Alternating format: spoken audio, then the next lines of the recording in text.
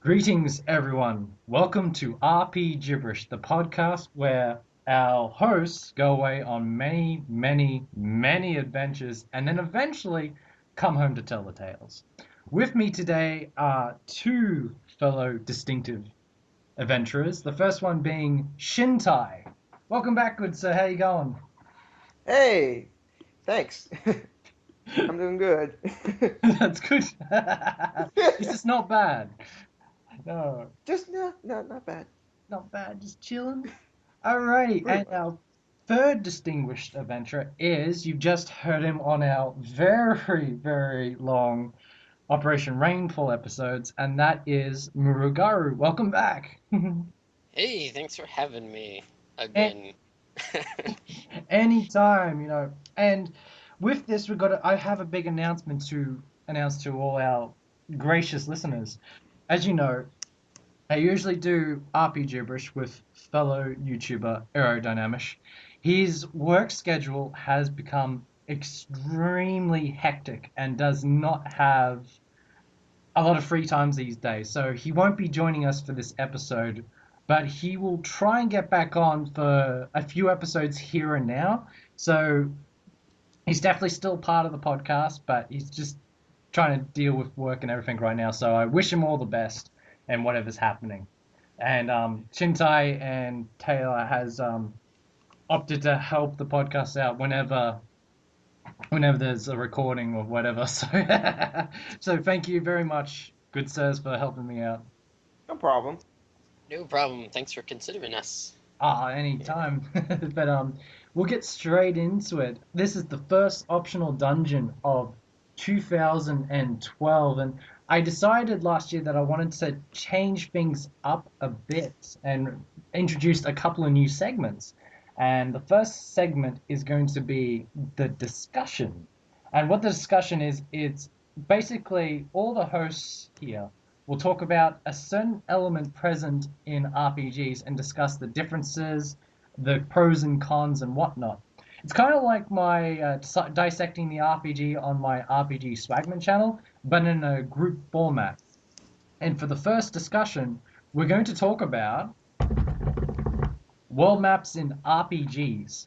There's three main types that I want to basically talk about today. And the first one is the traditional overhead overworld type that's present in games like Final Fantasy, Dragon Quest, and Phantasy Star. The other one is the quick menu world map system that's found in a few games. I can definitely say off the top of my hat, probably Suikoden Tear Crease is probably the first one that comes to mind. But recently, game I played, Naruto no Kiseki has that as well. And the Breath of Fire 4. Breath of Fire 4, good, yes. That was in the list in the back of my mind, so thank you for bringing that up. But the third one is no world map, which has become a common thing in nowadays RPGs where there is no world map. Every area interconnects with one another in real time, real dimensions, and yeah. So we're gonna Like discuss Dragon Quest 8. Dragon Quest VIII, Xenoblade, um, Final probably Fantasy 12. Final Fantasy 12. Yeah, mainly I think I had Xenoblade in mind when I discussed this, and of course probably the last one is the oldest one is East. There is no world map system in East. Every area is interconnected, so I thought we'd just touch upon those ones. So to begin with, let's talk about the traditional ones, kind of established in the 80s, where you got the overhead top-down view. Now, I could definitely say the pros is it's a really, really good way of showcasing a world in its entirety, doing it in a very simple way. I really, one of the things I really enjoy in RPGs, and this is some twisted logic here, is some games where you've been in so many battles and you're on the verge of death. You don't know where you are, and you just want a town to come into the horizon. And when it does, you just want to just hightail it to there. And you're about minutes from just complete annihilation. And because of that space, it only takes a couple of seconds, but anything can happen in that couple of seconds. I like sort of the anticipation, I guess. But one thing I got to say is The pros and cons, I would say a con, because I didn't really think too much about this, is I guess one thing is back in the early days of RPGs, because there wasn't enough memory on the cartridges, they had to reuse images. Like a town would be like a picketed fence with three houses, and that was a town. And if there was like a huge capital city or kingdom town, it would have the castle and probably more than that. I can understand that back then they would have to reuse images. Now, past the 32-bit era, I consider it lazy if someone did that. I kind of like it when people make different images to represent different towns and different dungeons and give the world, an overall distinctive flavor. More personality. More personality, yes. Um, that's pretty much it. I know I haven't gone along too much, so I'm gonna give the floor to first up, Shintai. What's your thoughts on the old school world map system? I'm a big fan of them because growing up, I played a lot of RPGs that had the traditional as opposed to the point and click or none at all. So I have a special place in my heart for them, so to speak. But there definitely are some advantages and some disadvantages. Um, I think the one really good advantage is it it gives the game a feeling of grandeur. Hmm. You go out into the world and you just like, for example, kind of a cliche example, but Final Fantasy VII, when you first leave Midgar, when you first get out of there and you're in the world map. I mean, you've been stuck in Midgar the entire time. So when you get out, it feels so open and free and grand and epic. You're just like, wow, this is awesome. And I think a lot of games that have world maps it lends it to this kind of grand feeling. Um, Another thing is you can hide secrets. Like with a Yes. point and click kind of map, it's a little more difficult to do something like that.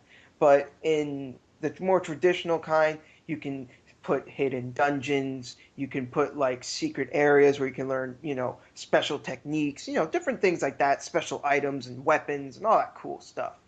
Well, that's the big advantage of the old school ones is I was one of those people that whose curiosity was so grand that I had to basically walk up to every part of mountains or whatever, or just comb everywhere to see if I've missed somewhere. And some games back in Hmm. the day, it was very easy to get lost and miss things, and I think that's one of the best parts because you do feel like you're on an adventure, and it does have that part of grandeur. And the PlayStation Final Fantasy games are the best representations of a world map system done right.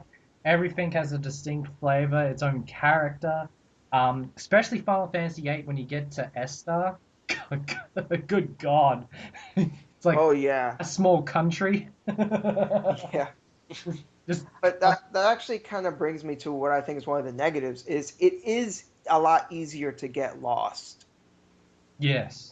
And this is especially true for older RPGs because they're a little more cryptic. And if you don't want to go and get a guide, um, some of these games won't tell you right away where you're supposed to go next, and you could be wandering around for a while. I think the very first Final Fantasy is a good example of this. I remember I got to a point where it wasn't very clear what I was supposed to do next, and I was just scouring the earth, just trying to figure out what am I supposed to do next. And I finally crumbled, and I was like, fine, whatever, I'll use a guide.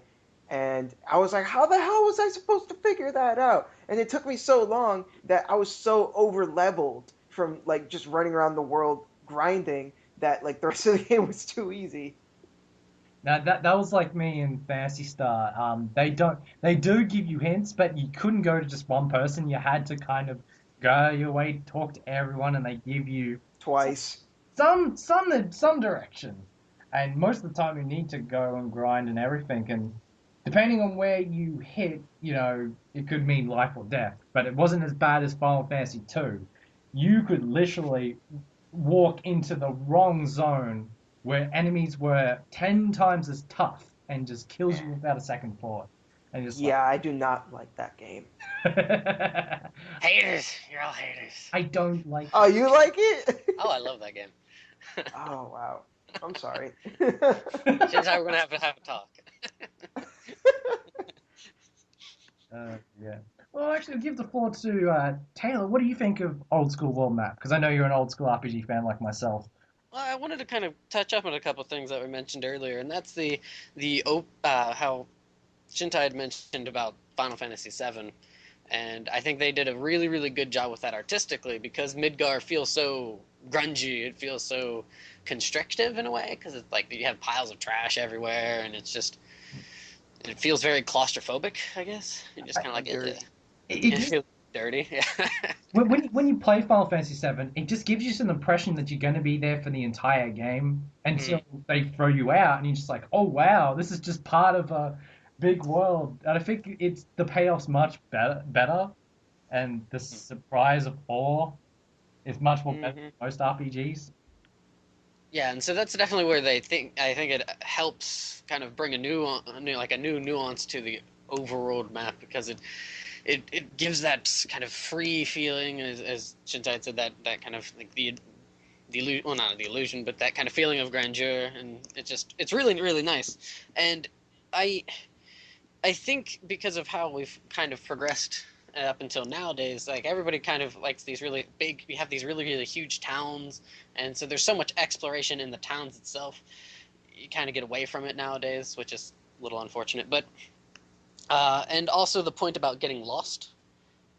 I love getting lost in world maps. And you bring up the original Final Fantasy, and it is a bit cryptic. But if you talk to everybody, you can get a general idea. And sure, you have to kind of backtrack and go through and talk to these people. But I think it fits the setting of it, the feeling of it a bit more instead of just kind of knowing where to go. The point. Well, I don't talk to NPCs because I'm like, screw them. Well, yeah, I mean that, Yeah. and that's what it kind of leads to is that it forces you to have to talk to people. God forbid, can't kill and slay everything, and just kind of this creepy aloof superhero. It's like, why do I have to talk to this person? Can't I just throw a fireball at him? That's definitely a good discussion for another time. Is So- towns and RPGs and the uses and the uselessness. Because Yes. I can go on about the towns and RPG. I've played a lot of games where I've gone into empty buildings and gone, why the fuck did I just go in there? Not just empty buildings, just like games where you have like an empty room. And I'm like, why did you make this? What's the point? I mean, games like I'll probably save that to this discussion. But one series I really like that does it right is Dragon Quest. They actually know how to do towns really well. So Oh yeah, because there's so many like goodies all over the place. It's like, oh, there's a dresser here. Open it up. Oh, I found some gold. Sweet. exactly. Stick my hand in a jar, or break some stuff and just like find stuff all over the place. It's great. Yeah. But yeah, so I guess some positives I really have for the overworld maps are kind of mentioned before. It gives that it's very open. It allows for you to kind of adventure this way or that way, and you can kind of once you get certain vehicles, Yes. you can really go all over the place, and that definitely helps world maps having just a multitude of different vehicles to kind of be like, yeah, I'm sailing over the ocean in my new boat or something. I guess in an artistic, I'm on a boat. I'm on a boat. In an artistic sense, it's good because it gives you that feeling of progression. Now you have a vehicle you can traverse over a certain type of terrain that blocks you. Now, from a programming standpoint, it's awesome because it restricts the player to a certain place at a certain time. Again, Fantasy Star is an excellent example. You get the three different vehicles, like the Ice Digger. You get to finally crush through ice. You've got the Hydrofoil that just speeds over land and water. And you called the Land Rover, which was the first vehicle that lets you drive over sand pits. So I like that sense of progression as well with the different vehicles. I think that's another good thing. Like world maps let you drive different vehicles and stuff, and the Final Fantasy series has chocobos, and I think that's cool. Like to add a little something extra to while you're traversing the the world maps. I think that I don't know. I think it's nice, especially with the chocobos, because usually those the Final Fantasy games add something to the chocobos. Like there's usually like a system on how to harvest them or whatever. I think the forests and stuff. Oh, and nine, I think the chocobos were great because you had like the hot and cold game, Yes. and you That's could such an level up awesome the game. chocobo. Leveling up chocobos, that's awesome.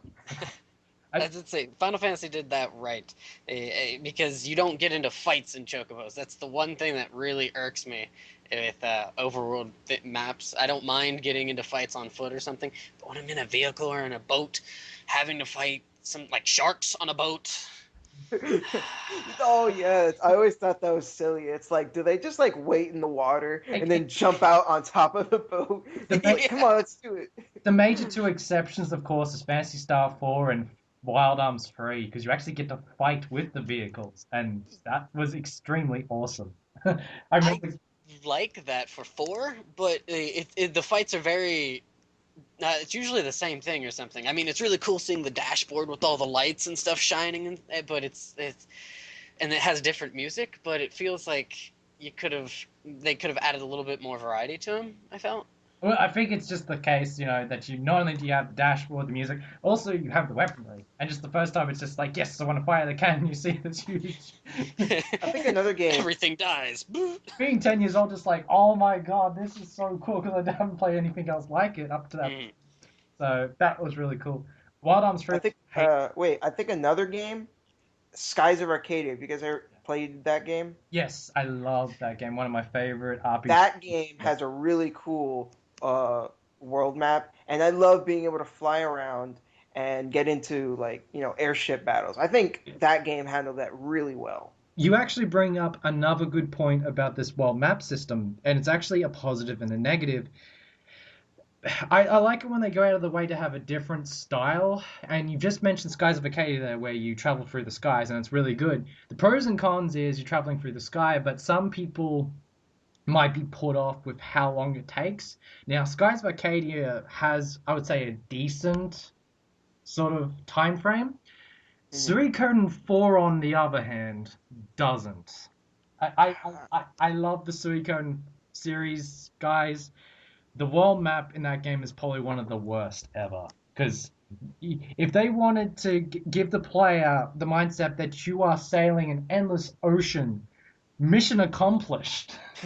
Like, I've been in this world map for 20 minutes with random battles. I want to see land. Yeah, landlubber. Yeah, and I would say that that was the biggest issue with Suikoden 4 is the world map was not flushed out properly. And when you reached land, you didn't want to leave. I didn't get very far in four, but honestly, I didn't like it very much. 4 is usually lost on the tone pole. I don't think it's a bad RPG, but it's not necessarily the best Suikoden game. But I didn't think it was like really bad or anything. I just no. wasn't really feeling anything when I was playing it. I was just like, eh. Yeah, I totally understandable, but I think that's where you can go wrong. Like, it depends on, like Taylor said before, if you like getting lost, if you don't, or getting that happy medium where you feel like you've had perfect amount of time traveling to point A to point B, or you've had your fill around a certain area trying to find the little secrets. Like Dragon Quest 8, when you bring up secrets, I love Dragon Quest 8 for the secrets. There's so many great secret spots. Like Definitely. coming across the puff puff puff. Oh, I'll explain that in another episode why that's so funny. What's really great about Dragon Quest 8 is you'll be playing through the game and you'll find chests that you can't open, and then you'll find something, and you'll be like, "Oh, this will allow me to open up chests I couldn't before." And if you remember, you can then go back and kind of like a Metroid kind of thing, Yeah, in a sense. I like back.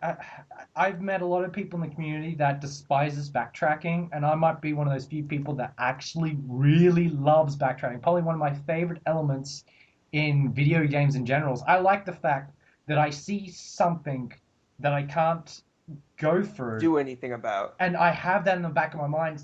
This anticipation keeps building and building and building, and then you finally get an item where it's like, I actually prefer when I get the item that doesn't tell me what it's for, but you get this idea in your head going, hey, I wonder if I could use it, instead of games that say, hey, you can use this on this specific door. It takes away some of the anticipation.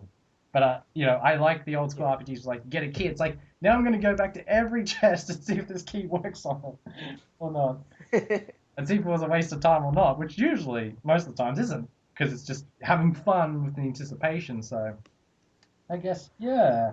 I think in Dragon Quest VIII, what made it work really well was, um, at first you have like a lower tier key, and that would open up some of the chests. But some of them was like, oh no, this is even harder to unlock.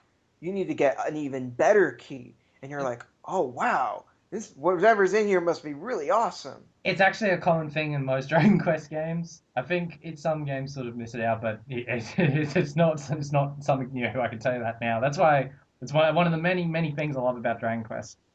But yes, guys, any kind of last thoughts we haven't touched upon in the traditional world maps?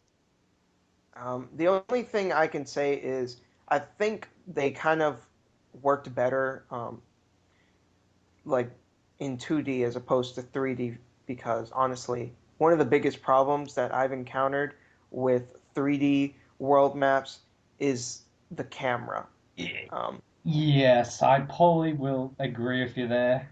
I Um, mean, there are still some 3D world maps that I really love, like you know, Final Fantasy 7, 8, and 9 had really great world maps, and a few other games, but in some of them, the like it takes an eternity to turn the camera around. There's nothing you can do about it, and sometimes the frame rates just kind of bleh, and I you don't encounter any of that in a 2D game. no, and it I actually I've actually just thought of something that I think is annoying in well maps, because I was trying to figure out if there's something I want to talk about. This is something that Final Fantasy IX does right. Is when you want to go into an area, it gives you a prompt whether you want to enter the area. Thank you, Square, because let me tell you this now. There's nothing worse than going out of a city, pressing the wrong direction, And going walking right back in. right, and then it loading, and just like, oh God. Oh, good old PS1 days, loading. Good old days. Well, I wouldn't say the loading was horrendous back in the Mega Drive and Super Nintendo, but just like, I didn't want to go there.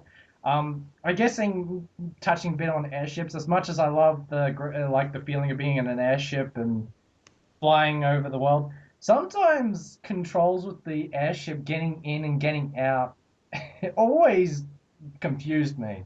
It's just Yeah, they're always. Yeah, I agree. It's always kind of weird. Xenogears is the latest offender of that. I'm not gonna lie.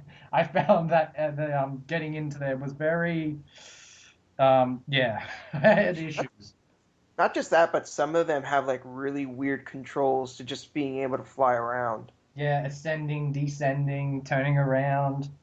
Yeah. Yeah, like in Tales of the Abyss, when eventually at one point when you have your flying ship, the controls, I mean, they're not that bad or anything, but like, if you've never played the game before and you just go into it and you try to move it around, you just be like, well, what the hell am I doing? Oh, okay. I just haven't gone that far in Tales of the Abyss yet, so I mean, it's something you'll get used to and it's not that bad, but you some know, something to yeah. look forward to, not look forward to. Well, I mean, it's something you'll get used to and it's not Ah, bad. Don't worry. no, I can understand that. It's all cool. So yeah, You have to say the thing about overworld maps that definitely really makes them awesome is that they provide overworld themes. yeah. So they provide I don't Oh know, yeah. a lot of overworld themes are really, I like most of them, and they're really kind of catchy, and they're very kind of put a spring in your step a lot of the times, it feels like. So I like that. However, if I kind of agree with you guys with that, overworld maps are really meant for the 2D kind of platforms as opposed to in 3D, because in 3D then you're having to deal with, as you kind of mentioned before, load times, and once you get into a battle, Final Fantasy IX was kind of an issue with that, because some of the loading times were pretty lengthy from what I Yeah. remember. and you just have to get into a fight, and you're already like 20 to 30 seconds into the battle theme before you actually are able to like select options Yeah. in the fight. Yeah, I And it just understand that.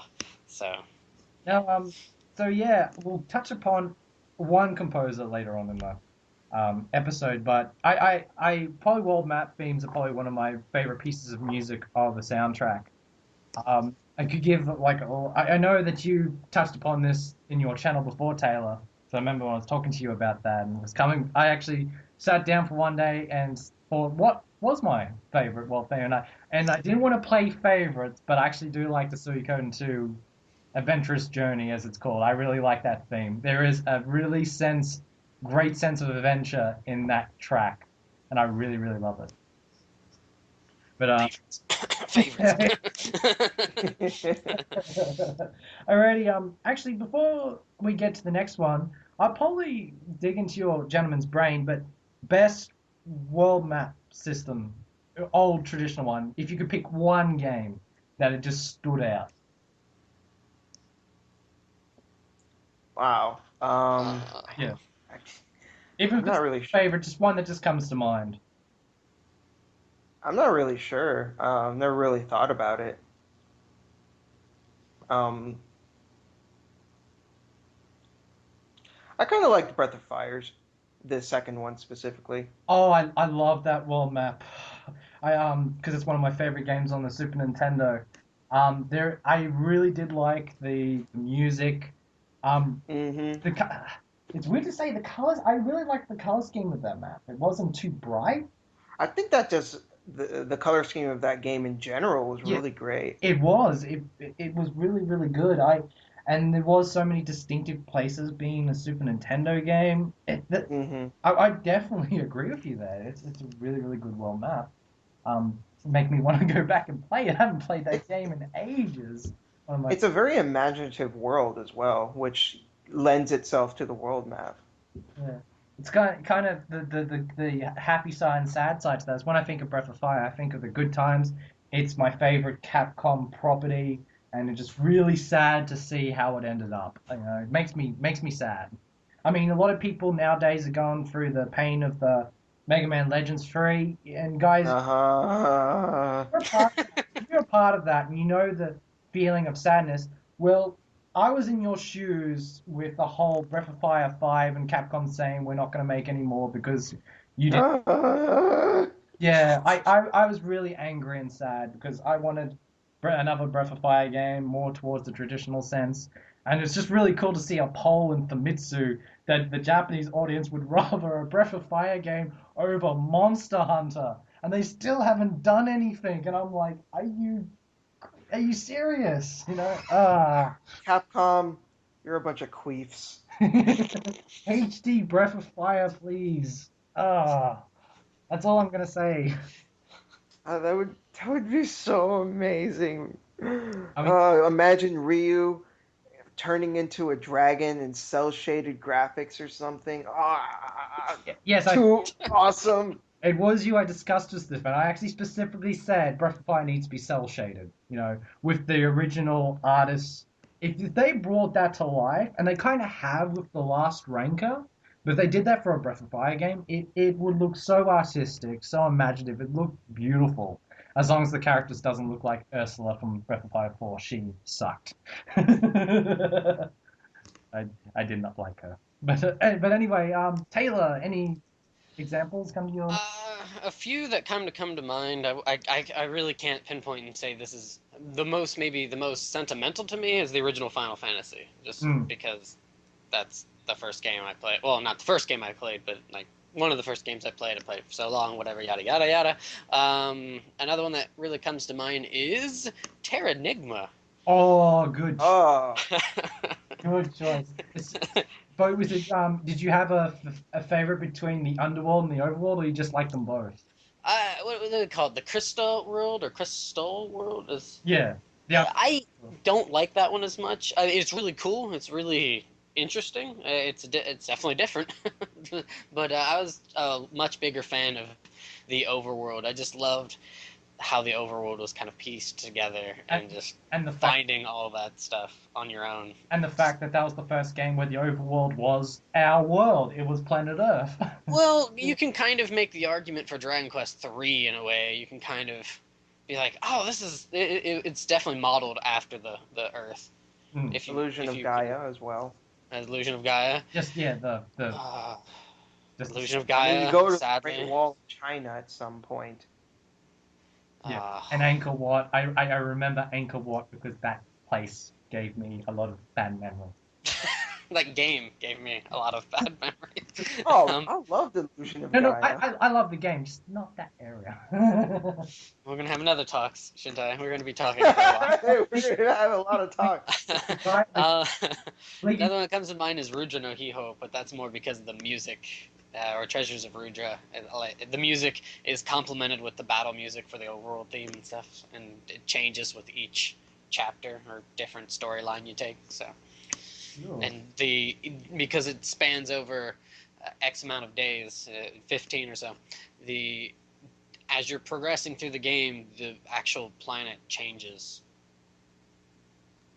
So it's pretty cool because it's pretty I don't want to say desolate, but it's very dirty when you start the game. Is So decaying the right word? is what? Slowly decaying? I wouldn't say it's just very dirty. Let's just say that it's very decaying is one way you can kind of put it. It's not decay though. It's just just dirty. I would say dirty more so. It's very just filthy. Okay. The water is wretched. The land is just kind of not well cared of. It's a very dark when you're starting off the game. It's very dark, and then as you're trying to stop the cycle, because there's this cyclical 4,000 year thing that goes on. That after 4,000 years, a new kind of species is brought about, and humans are trying to stop that from happening. So. Yeah, but yeah, that's damn humans. Damn humans and their damn rap music and. I really enjoyed what I played of Rudra no Hiho. It's just the copy I was playing just bug it up. I just want to play it without any issues and I can finish it because I really like it for a game that exists in that time near towards the end of the main life cycle of the SNES. It's one of Square Enix's, or Square, I should say Squaresoft's, more interesting titles, and I got Taylor to thank for that because I knew about it, but it was kind of like way into the distance of any fort, and kind of brought it back. Heck yeah! And then another one is Chrono Trigger, but that's pretty self-explanatory. Yeah, that's probably kind of more restrict. I like the world map of Chrono Trigger. It's way more quick. Some ways it's restrictive, but it's probably for the game. It's probably right. It's probably the word to say. It fits it. Mm-hmm. The sprite for Chrono on the world map always creeped me out. He looks like a doll, kind of. It's like one of those voodoo dolls. Yeah, I was like, what were they thinking? Yeah, well, just to end this part of it is the three main examples I've got, of course, is the original Phantasy Star, being the first massive RPG I played, or the first Japanese RPG I played, was just seeing these different worlds, one made of lush greenery, one made of desert, one made of snow. Being 6 years old, this was foreign to me. I learned about terrain, I learned about, space and everything like it. I think being the first, it was just so much wonder and it was a great learning process. I mean, I played the game before I watched Star Wars. So going to Star Wars, it's like, hey, this is like Phantasy Star. So it was really, really cool. I liked this was kind of like the barometer for what I'd set other world maps. This was really good. Shining Force 2 is another one that I really, really like for nostalgia. The fact that the heroes come from this tiny little island that something horrible happens, and then you're thrust to the bigger continent where the main journey is, and then you basically go back. I like the progression of that world map and just how everything is set out. And of course, the last one, playing favorites again, is Suikoden 1 and 2. Reason for that is more visually, I actually think, I've always said Suikoden 1 and 2 is the best 2D game ever. In terms of visuals, I think it has the best graphics ever. And people are probably like, what? I was like, no. The dimensions on the characters are good. Even the world map, little tiny main character's really cool. The trees, the mountains, all distinctive, and the towns. And I have played the first Suikoden, and I really do like the sprites of the characters in that game. yeah, it's perfect. It's in my opinion, they're perfect in every way. The world map is just the thing that I like about it is it's believable that wars would take place in this open landscape. It's not like they shortchanged any place of it. They actually set like the major war battles in places that would be legitimately possible, and it just made the game far, far more believable in that regard. So, probably Suikoden 1 and 2, my favorite world map of the traditional world map. So, yes, that went on for longer than expected, but that's good. That's really good. I really enjoyed that. So let's get into part two where we talk about the quick travel one. Now, this comes Hmm. in many different forms. It can come into a menu where you just hit a click of a button, or you need to actually move your character, kind of like a piece of a board game, would be the best description. Yeah. It's kind of more, you probably have seen this more present in platforming games like Super Mario World, and, Super Mario Bros. 3, and what's another one? Yeah, yeah. James Pond 3, Donkey Kong Country, That's probably the biggest one that springs to mind. I would actually go out of my way to say that I don't hate it, but it's my least favorite, would be the best description. It takes away that feeling of grandeur, but if you wanted to free up memory and just wanted to focus on the individual areas, I guess it's the best thing to do. I personally like it not as the main system of traveling, but I like it as a reward halfway towards the end of the game. That you've been to these places, at least once or more than once. But if you have to go again, I like backtracking, but sometimes it can get monotonous. So I really like when the game throws a system like this in place. I was going to give an example, but it's a game Shintai's playing, and I don't want to spoil it. Oh, So I don't want to spoil it, but it's a game from Falcom, and Taylor knows what I'm talking about. oh, the example I was going to give was Final Fantasy X, and I think Yeah. that describes what you said perfectly. Like for the majority of the game, you've already been to all these places, and at the very end, it's like, oh, hey, here's an airship. Go where you can go back to all the places you've already been to. Yes, that's actually one of the best elements of Final Fantasy X that does that perfectly because you go to Xanarkand and it And gives how far have you gotten in Tales of Graces? Tales of Graces. I've Y- been in the first storyline.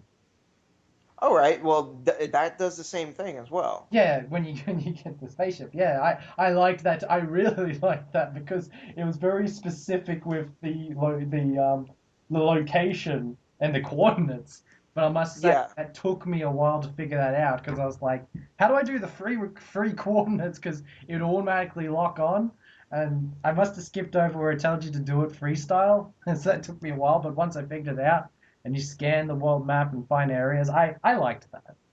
yeah, me too. So, but like I said, at the one stage it's quick travel. On the other hand, it takes away that sense of progression.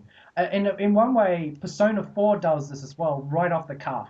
You can choose to go through Inabar, or you can quick travel to places in Inabar, whether it be the market or to Inabar High.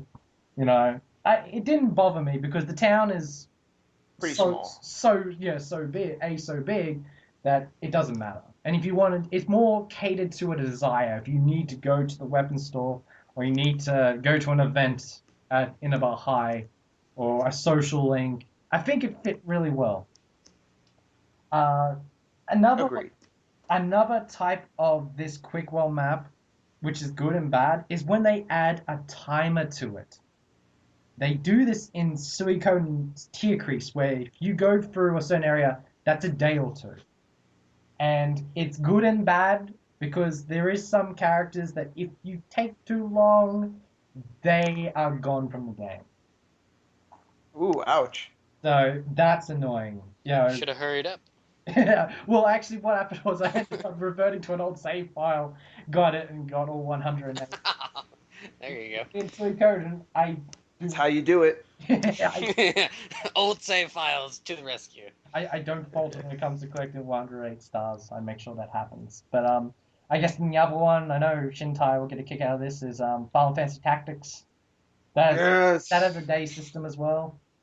Well, I actually did not sort of dissect that too much. Is there a change? I didn't really see it because you know to have the season or whatever in the day. I didn't know if it kind of changed the conditions of battles or anything like that.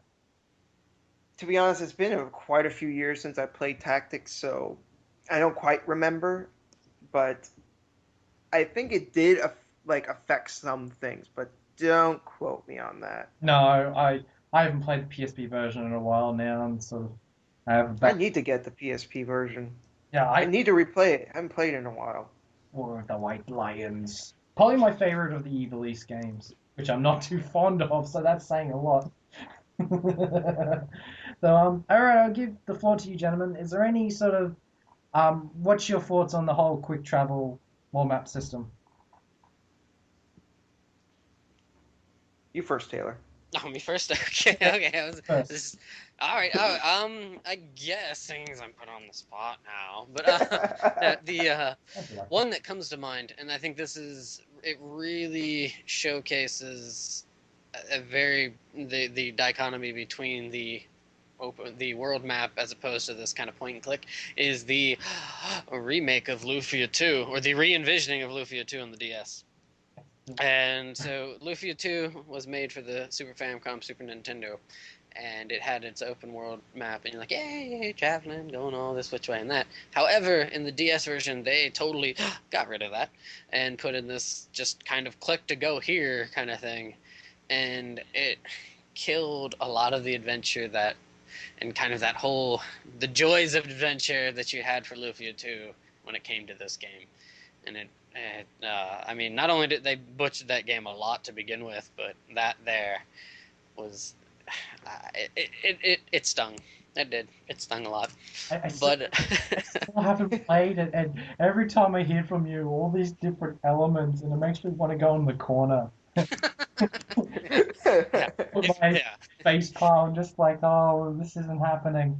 Yeah, it's like it really did not work. However, if it's like something I don't mind that I really don't mind it. It's nice to be able to kind of just go from one spot to another really quick, especially if you're just kind of like okay, let's go here. Particularly, I like it when they do it in Xenosaga when you're in the oh what the heck's that town called? I don't remember what the town is called off the top of my head, but you can just select different sections of the town and go to those different areas without having to. Well, no, I take it back. You have a little walk, but it's kind of like your character is the pointer for it, if that makes any sense. Yeah. So that's what it is. Yeah, it's like the town is minimized, and then you have Shion just kind of walking on these little guideline roads to the different pointers, which I would kind of consider a point and click kind of thing. It's not too different. I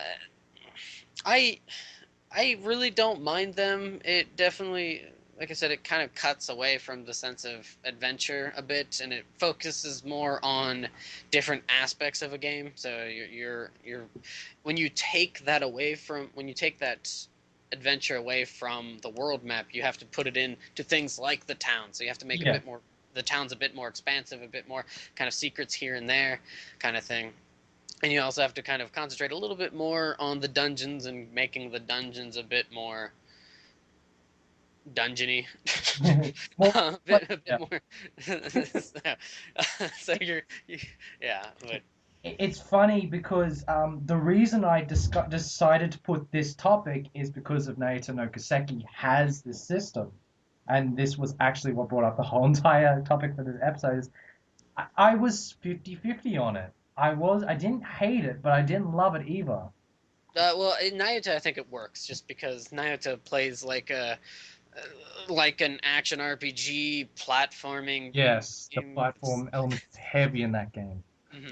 And yeah, and so I think it works for it because it feels kind of like you're playing a platformer as well as an RPG that has story kind of in it too. It's a nice meld, I think, of it. I think they pulled it off well. But Yeah, I'm with you though.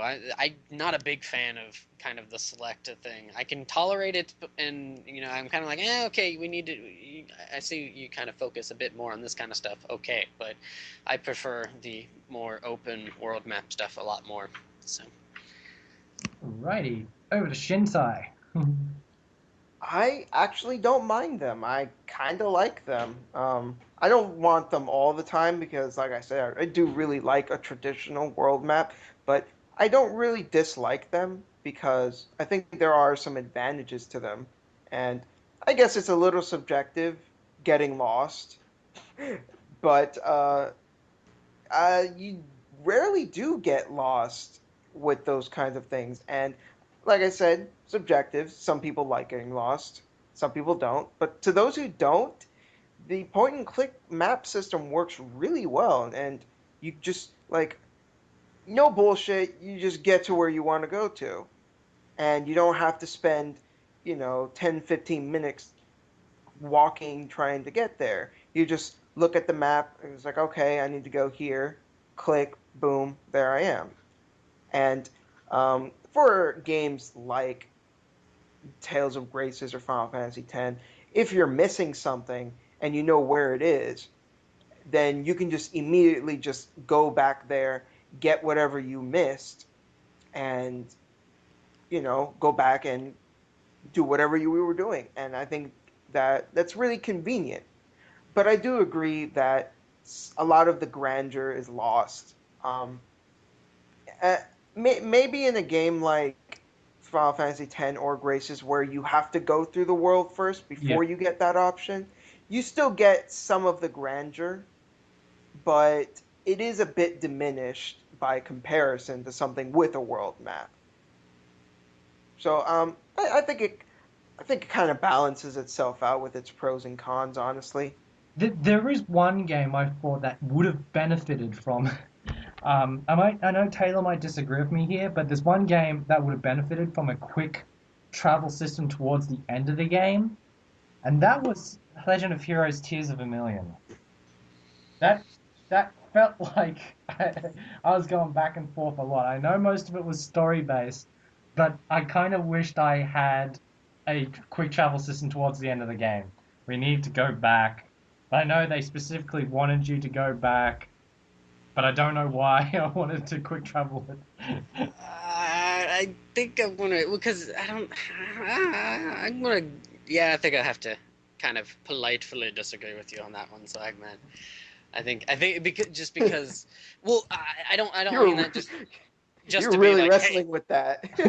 Well, I'm trying to figure the proper words to say for it because I want to say it's because of the setting Yeah, of it because in particular with the older the trilogy, the Gagov trilogy, yeah, they really kind of shy away from kind of just like, oh, boop, boop, boop, boop, point point, you're going all this way, kind of teleportation Goku style thing no, go, and it leads more to the journey itself, the pilgrimage, and you see that in Trails in the Sky. That's when they kind of bring in, like, why do you think Estelle wanted to go on foot? It's yeah. because it's carrying over from the other games. It, That's kind it's of it's weird though. It's done extremely well in Soranoke. It's done extremely well in Soranoke Seki. In Tear of Vermilion, I think it had to do with the environment. It felt very repetitive to me, and that's a big thing because I don't mind repetition, mhm. but just some of the areas of that world, it was very hard to distinct one from another No, without. I Well, would there's a agree with you. difference That's why. between there's a difference between something being repetitious and being tedious. Yeah. Which, No, that's kind of why I was a bit hesitant because I do feel it is a bit like you're kind of just you wish you could. I totally wish I could too, but I you see I why they did it. right. I think it adds a little bit of credence to because of the whole setting and everything to it, and just the style that they went with. So, Yeah. and then they got rid of it finally. So, if you're tired of having to backtrack through and go through that way, well, say goodbye to that in later Kiseki games or Trails games. Yeah, I'm pretty much done with it. I can't really think of anything more. We touched on some good things, and when it comes to this, I would rather prefer the other systems, but I don't mind it as a reward for all your hard efforts in the game. So I'm gonna leave it with that. Any final thoughts? Unless it's a game like Persona, where the world is very small to begin with, I don't like it when games give you that option, like right from the get-go, to go to all like the major points, because I feel that I should earn it. Yeah. I can agree with those sentiments if as long as it's not there from the get go, which Lufia 2 remake did. But if it's a reward, I have no issue with it. That's I mean it saves time, and I know people don't have tons of time to always be kind of like going back and getting lost and being like, come on, hurry up, kind of thing. So I guess that's one of the pro. If you have no patience, it's better, and more so if they put a lot more emphasis, as you've said before, Taylor, into the towns, into the dungeons, into the areas, then it's time well spent. Like, right. yeah, I think we'll leave with that. And to the final one is actually, can I be honest? This is probably actually my favorite. Is there is no world map.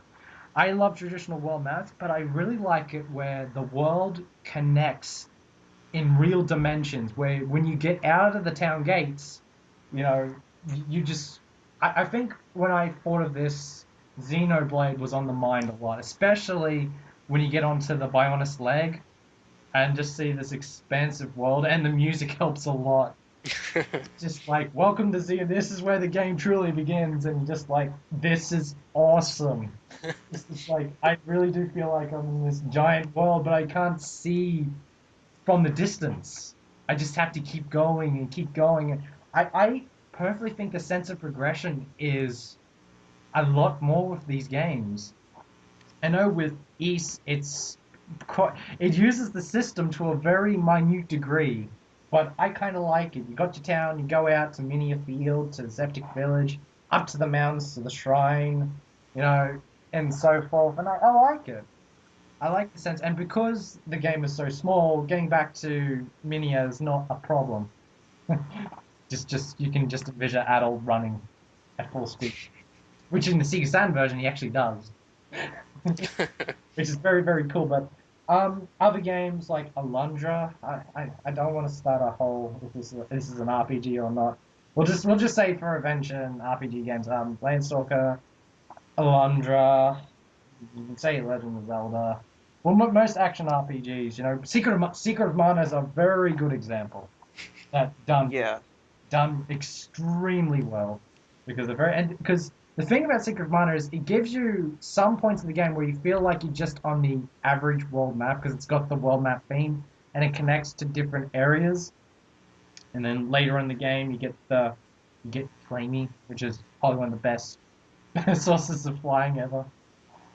But I I, I kind of like it. Just the sense of progression. There's the visuals aren't compromised as much. I wouldn't say that's the right thing to say, but you know what I mean. I like the fact that it stays the same. Well, yeah, I mean, in games with a world map, like a traditional style, typically the characters when they're walking around are enlarged, Yeah. and they're like basically giants towering over the Godzilla. towns. Hulk smash. I want an RPG. No, that's why they're superheroes. I want an RPG to make fun of that, where they're huge on the world map, and then it gives you the options like, do you want to go into the town? Good. And if you don't actually click on it, you step on the buildings. And it comes up. You've destroyed the town, thus you couldn't get this item, thus you could not save the world. Game over. But no, yeah, I think when I'm just looking back on this, what you still can find secrets. I wouldn't say that the if I'm looking at the pros and cons, the cons is depends on your patience. And because you in a real time setting with real dimensions, traveling is more realistic in the fact that you know it takes a lot longer to get to a certain somewhere. But I think it's way more worth it because Xenoblade has a lot of secrets. But it gives you this smorgasbord of directions to go at your own risk or willing, you know. And I searched every nook and cranny in that game because there were secret enemies to kill, different items to procure. I just love it. Yeah. Secret locations, which are some of the really, really cool locations. Like you have that decrepit shrine Yes. And in one of the cave kind of cut in there, and then it kind of opens back up, which is really awesome because then you fight like a little secret boss. yeah, I like the surprise in the Buenos Aires. You're just like, oh, what's this place? You just run into it, and it's like this little shrine. You're just like, oh, this simple looking shrine. Then you go over the edge, and then a giant spider comes, It's like, oh and you're god, run just like, away, run away. oh shit. What level is he? Yeah, run. There's a lot of examples I can say, and I wouldn't say that the liking is like way more than the traditional world maps. I'd say just like a 10% more. But I just like the sense of keeping things together, and I think the progression's much more realized, where it's much more simplified in the world maps, and it's plus that you can see further on the distance. But then again, there's something about waiting to see more what happens, and I'm kind of snowballing here, but I think you're getting the direction I'm going for. So I'm going to Yeah, look forward to gentlemen. Shintai, will you take it this time? sure, sure. I really like them too, actually. I think they do have a lot of the same advantages that a traditional style world map does. The biggest difference being that they're even bigger.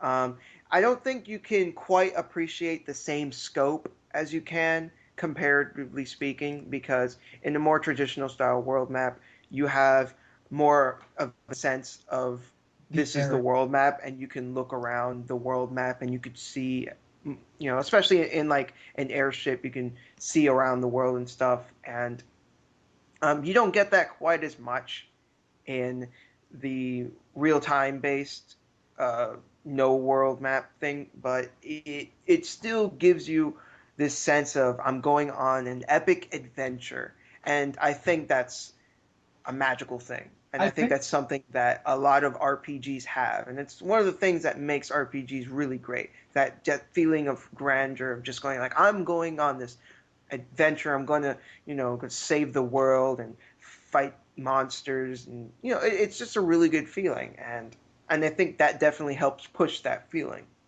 Yeah, I think you brought it up beautifully. Is the scope, as with the traditional world maps, it's the scope of the world, where it's more emphasis on the scope of each individual area and how it links together, which I kind of like that more, just a little bit. I mean, have you played Xenoblade yet, Shintai? Unfortunately, not. God damn it, go get yourself a copy.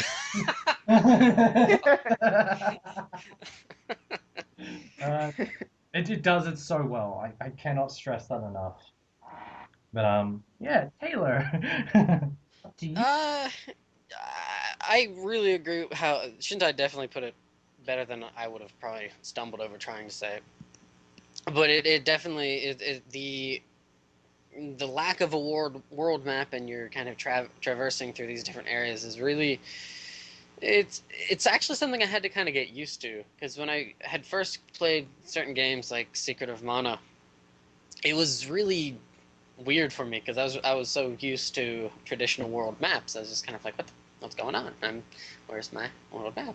I'm so lost, kind of thing. Because you do get a little lost. Yeah, It's something that it has some of the shortcomings that an overworld map or yeah, an overworld map has if it doesn't have a little mini map that you can look at or something, Yeah.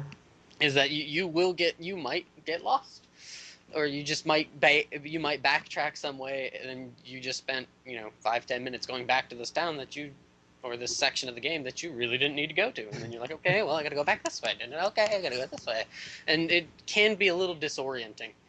Sometimes it feels like, and I think they've, particularly with some of the earlier East games, if you're new to them, it might be a little.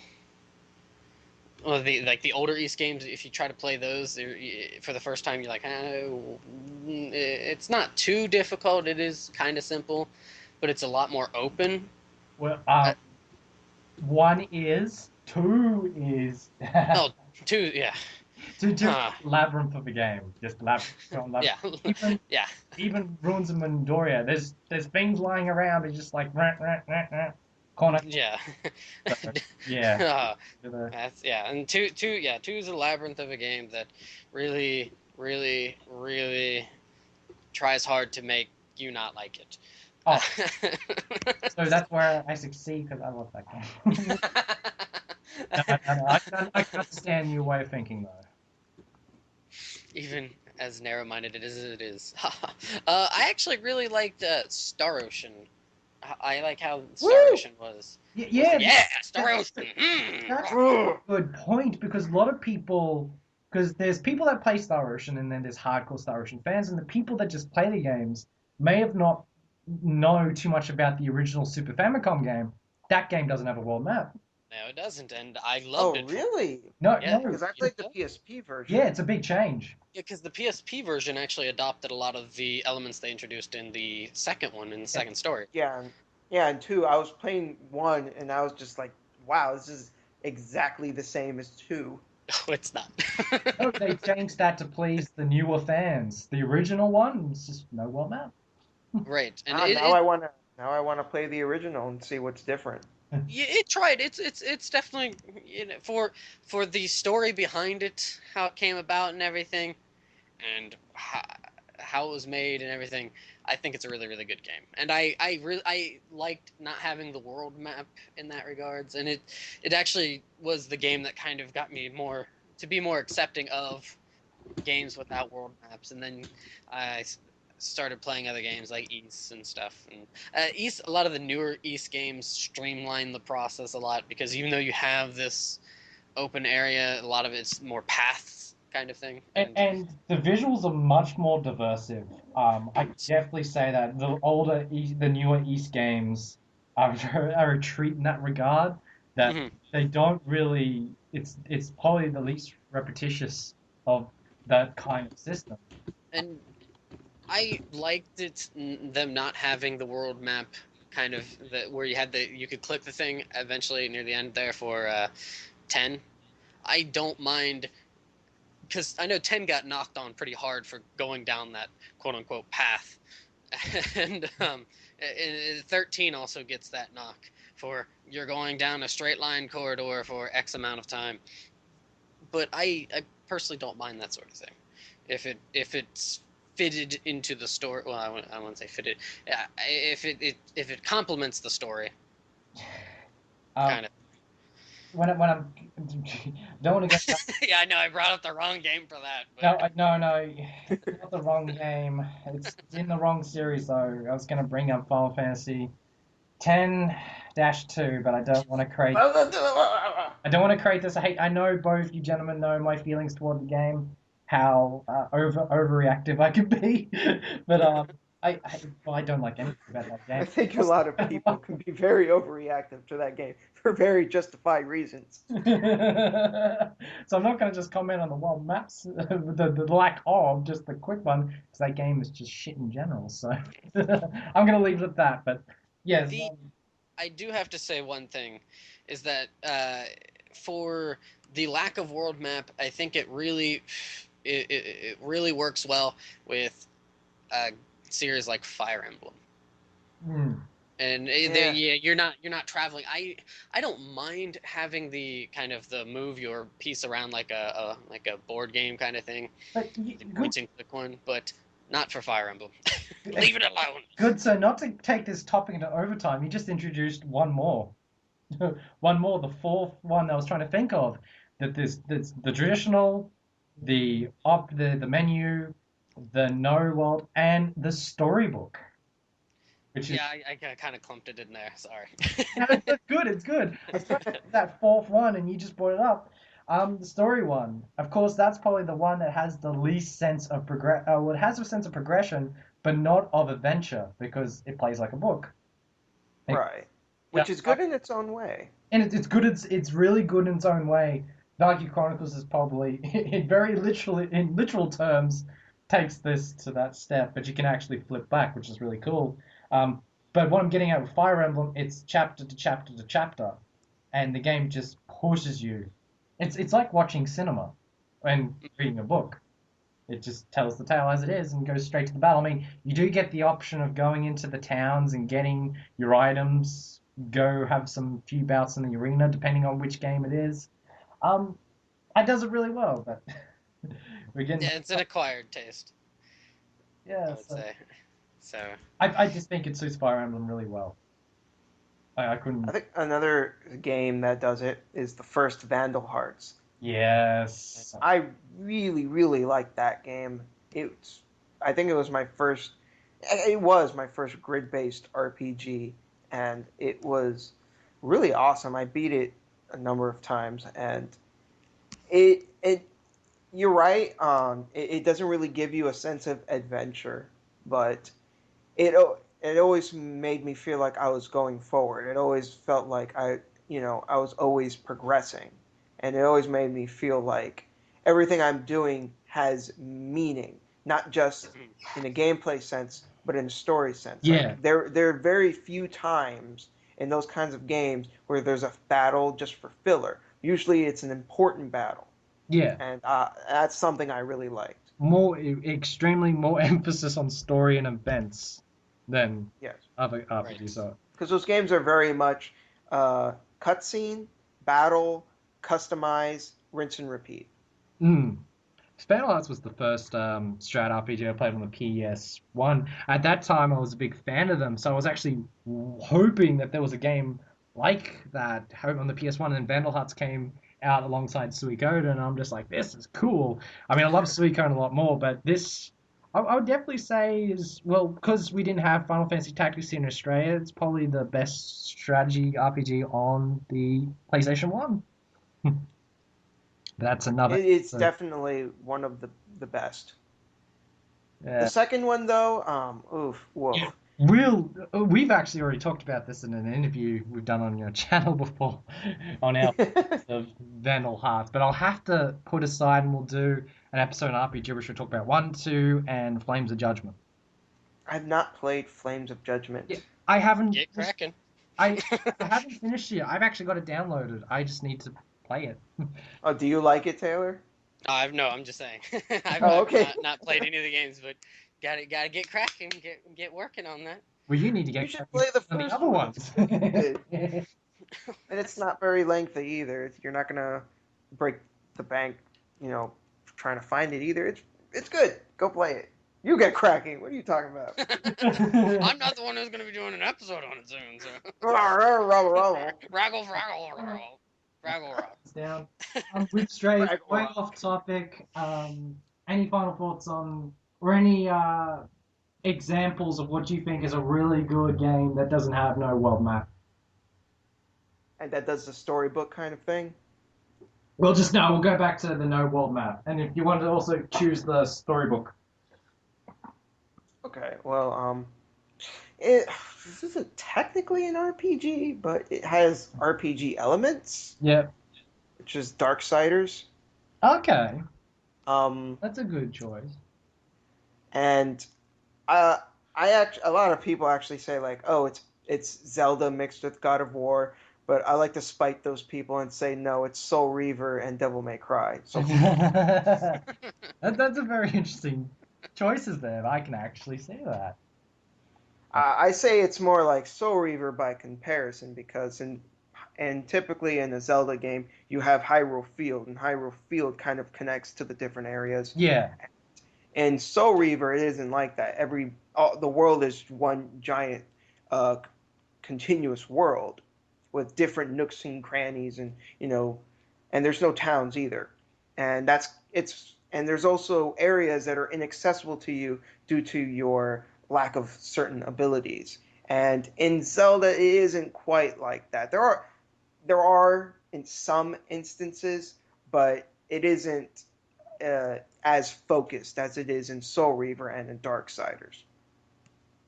Okay. I still need to beat Darksiders. I think I got 30%, 40. Pretty decent. The second one looks like it's way better though. Yeah, I've heard a lot of good things about Darksiders too. But yeah, gotta get on cracking on those games. Um, Taylor. I had mentioned it earlier, Star Ocean, the Famicom version.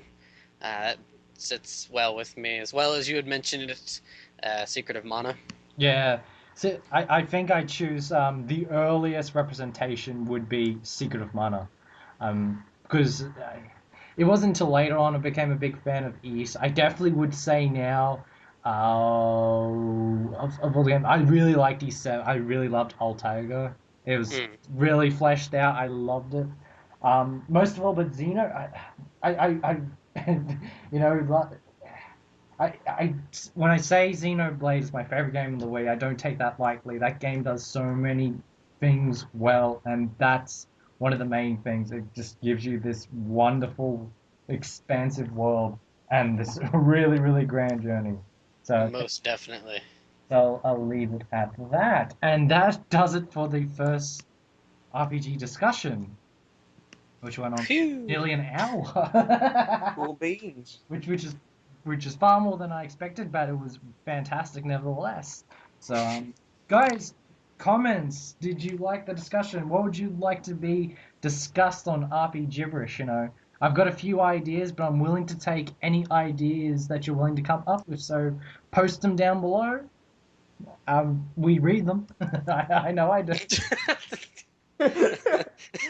That's an excellent tagline there. Put your comments down below. We read them. Yeah.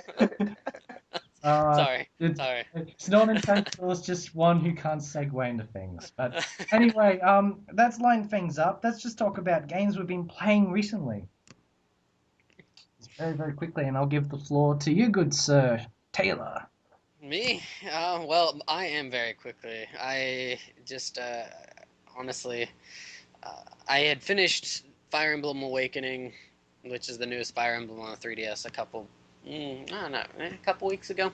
Yeah. And since then, I've actually been wanting to play a much better Fire Emblem game.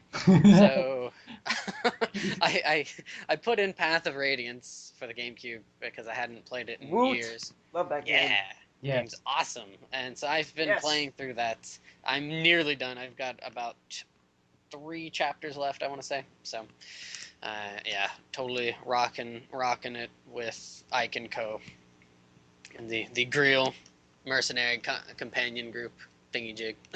So. One of the best band groups. I can go thingamajig. I definitely say one of the most memorable of the entire Fire Emblem series. Love the Radiance games, except Radiant Dawn made me nearly put me in a sane asylum. Let's just put it that way. I still have not gone back to finish that game just because I was just so pissed off after beating that one level. I was just like, I can't play this game anymore.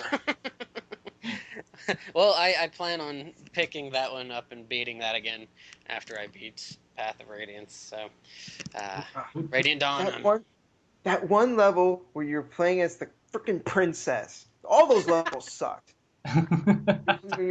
You have to play as Alencia, I think her name is. Yeah, oh my yeah. god! Except the battle in this. I know it's a simple battle, but the first one with her is pretty awesome. It is. The fact that it's one of the first major Fire Emblem battles takes place in the sky. Awesome. I loved it. Okay, yeah, that was pretty cool. But the last one, before it moves on to Yes. get to play as Ike, I was like, why? What is wrong with you? How can you do this? I trusted you. Yeah. You betrayed me. Yeah, he doesn't take that lightly, dear listeners. Yeah. I don't like Why saying. Nintendo? It's the best way to say it. Oh no, yeah, intelligent systems. Intelligent Why? systems. Yeah, Ah. intelligent systems. Yes, you make us intelligent, but my brain's about to burst. Trying to So, figure out the It's gonna game plot. short circuit my system. Yeah.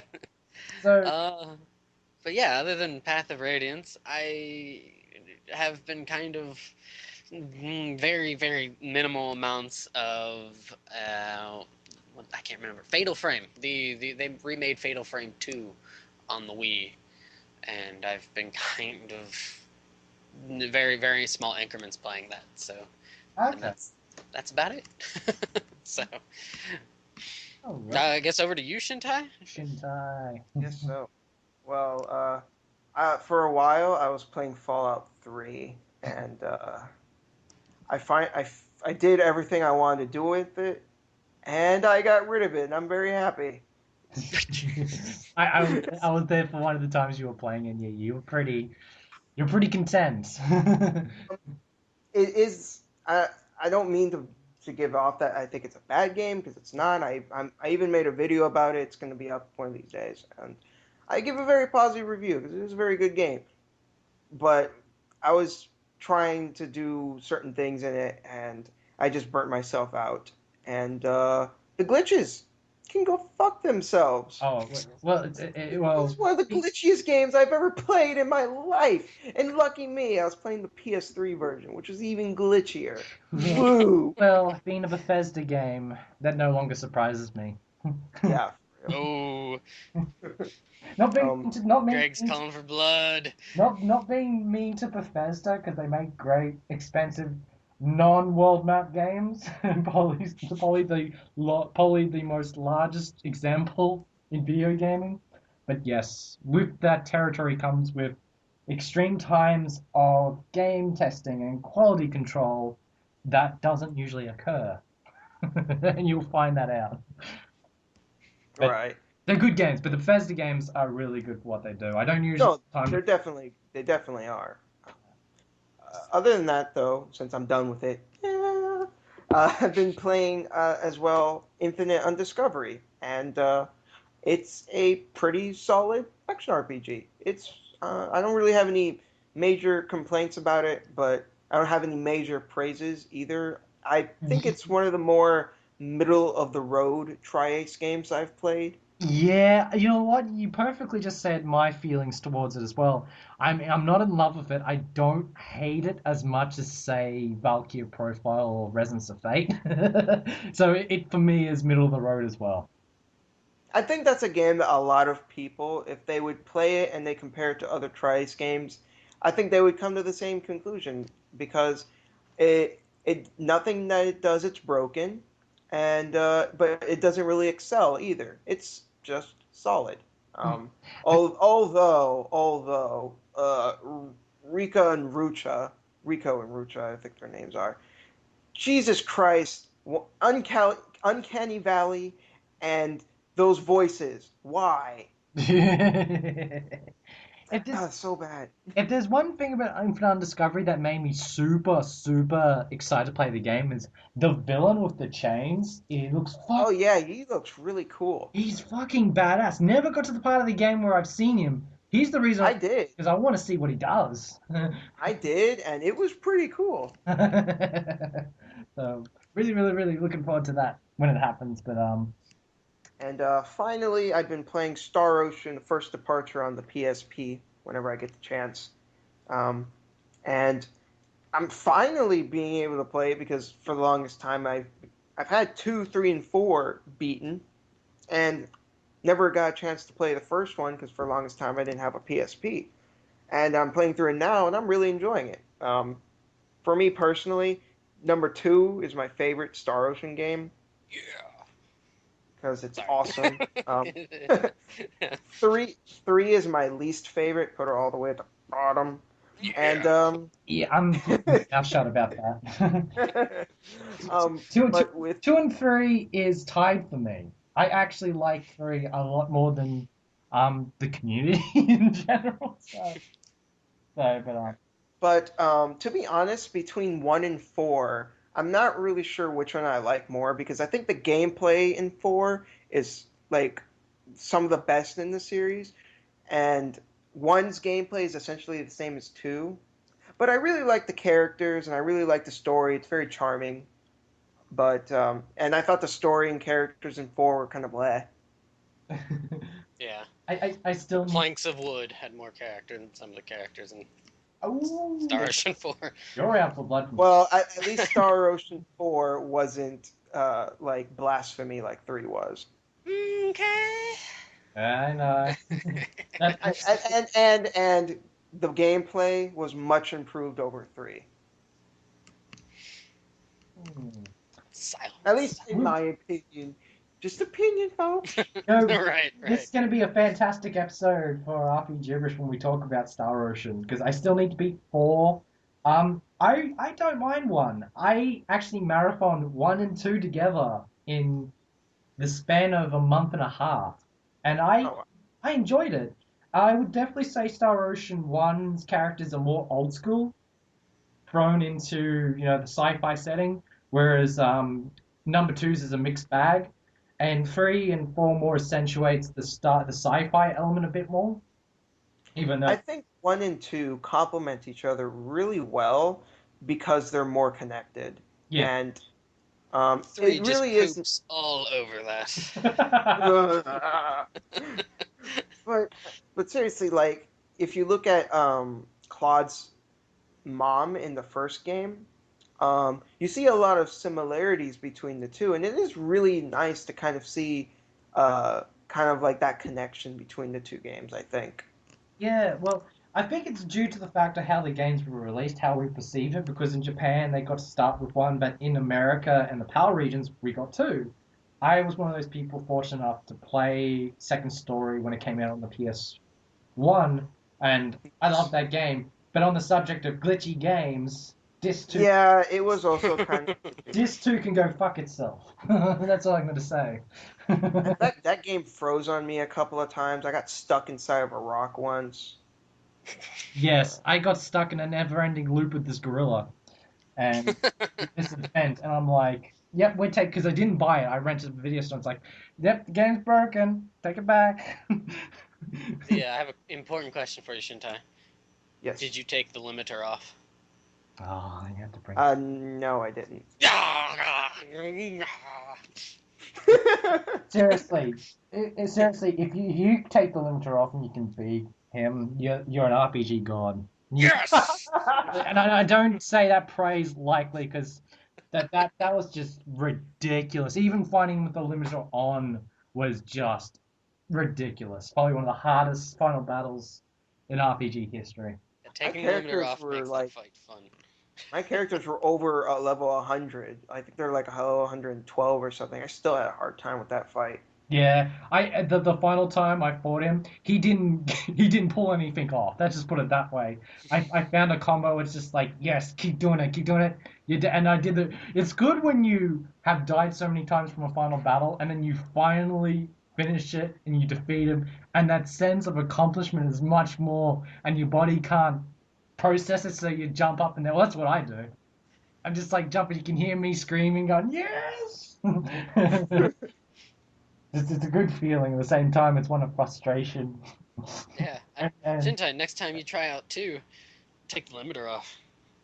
Well, the next time I play 2, it'll probably be the PSP version since I haven't played that version yet. Okay, it's I didn't have any issues with the glitching and the secret dungeons and stuff. No, it's So I think they got rid of that. no, it didn't have any problems. That's what makes the PSP version much more So cooler. Like, Yeah, though plus I'm it kind seems of- that they let Claude have more than his one strike. They gave him like a 3-hit combo, so that's kind of nice. yeah, it helps a little bit. The voice acting is interesting because the first games was funny. And people say, Pears Spike into Spencer. peaches. Spike Spencer is Claude. What the hell? I've actually met Spike Spencer, and I know he's a good guy. Yeah, No, I'm sure he is a good guy. I wasn't saying anything about him as Yeah, a person. but- I'm just saying his Shinji talent as a voice Ikari actor. and Claude. I do not connect those two people. It is very weird when you played the original game, and the funny thing about PS1 era dubs is they went for more deep voice actors, whether it be Star Ocean 2 or Castlevania Symphony of the Night. And when Yes, they redubbed more both strength. when they redubbed both games, both characters had lighter voices. Nothing bad about Alucard because they got Yui Lowenthal, one of my favorite voice actors, to do Alucard, and I'm like, interesting. However, I liked the original guy because he had this sense of otherworldliness to his voice because he Yeah, he did. wasn't human and he was awesome. I wish that guy come back and did another voice, but I Well, he does narrate the Final Fantasy timeline or retrospective on the Final Fantasy 12 DVD. oh okay. I was about to say he couldn't be Mulan. I think the guy does Mulan from Grandia is different, kind of very similar, but much he's better scripted in Castlevania. Wouldn't be surprised if it's the same guy, but Yeah, thinking about it, yeah, it could be him. yeah, because the scripting in Grandia, I don't know if it was scripting or it's just time and I setting don't. English versions on the disc, but the scripting was pretty bad. Like I like the voice. I love Grandia though. Yeah, That game. I, It's I just, like I love Grandia. I love the characters. Love the voice acting. Just some of Mulan's scripting is like, yeah. yeah. Do you give a shit, man? Is that the question? I was the one who wanted to save you from your dark soul or Yes. your dark wings. Yeah, I think that was what it was. Whatever. What? Anyways, alrighty, back over to me. Quickly, I had a little games night the other night. I quickly played Baroque, which was Ah, no. you know what? I'm surprised. I was prepped for the worst, and I'm gonna say this: it's not like a masterpiece, but I had fun. It's you It know, doesn't start off bad. no, but eventually gets bad. It's the same thing over and over and Well, over and over to it, infinitum. it's a roguelike, so when you go into a roguelike, you're expecting that to a degree. Yeah, yeah, true, but I still. I I like mean, I kind of appreciated it in the sense that it was trying to do something different. Whenever you beat the game and you go back and you replay it, that opens up more of the story, and that was kind of interesting. But ah. at the same time, it was really fucking annoying. I did not know that, but cool. The world and the setting, it just reminds me of a Megami Tensei game. Even though it was, I agree. yeah, it was made by Sting, but of course, it just felt like a Megami Tensei game. The characters are very twisted. There's one guy, he makes me laugh because every time he says something, he has to say "God damn it" Yes, in he the like does. I just remember him. just when your HP is zero, you die. God damn it! It's like, Yeah. he's He actually was the voiced by best character there. he's voiced by David Winberg. Dave Winberg. He's probably one of my favorite voice actors in the industry. He actually voiced Adult Kristen in the East anime. But Oh, really, he's a really cool guy because he does so many great characters that I've really liked. You know, Leon Belmont. So many different characters from so many different RPGs, but ever. I really like that guy. Just going to that demo dungeon and just hearing everything he had to say. Um, Alrighty, so next one, I got another copy of Nocturne finally. Love that game. Played it for an hour, and the thing with going back and playing some RPGs, if you put it down for like a year or 6 months, is you get lost. More so in Nocturne, and I didn't want to actually, go back. So I just, actually, kind of funny. I just replaced my copy as well recently of yeah, Nocturne. yeah, I read about, I found out about that. It's like really cool, man. So there's something about Nocturne that gets damaged. Maybe it's demonic or something. Yes, very. Demonic. No, but because yeah, it was interesting how I found my first copy. It was secondhand. It was one of the rarest games, or I thought it to be one of the rarest games in the Power region, and got my secondhand copy. It was pretty beaten, but I hadn't seen it in 4 years.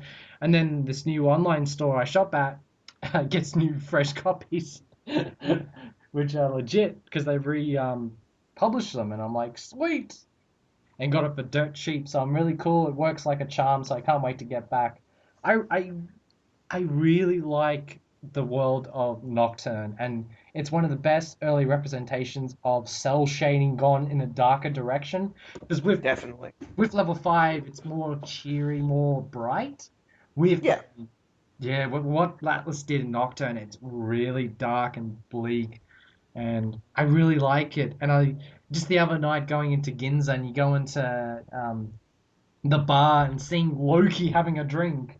And if you're a big Megami Tensei fan, you know Loki's like one of the first major villains of the very first Megami Tensei, you know, and seeing him in Nocturne just having a drink saying, I'm Loki. Oh yeah, don't go in my room.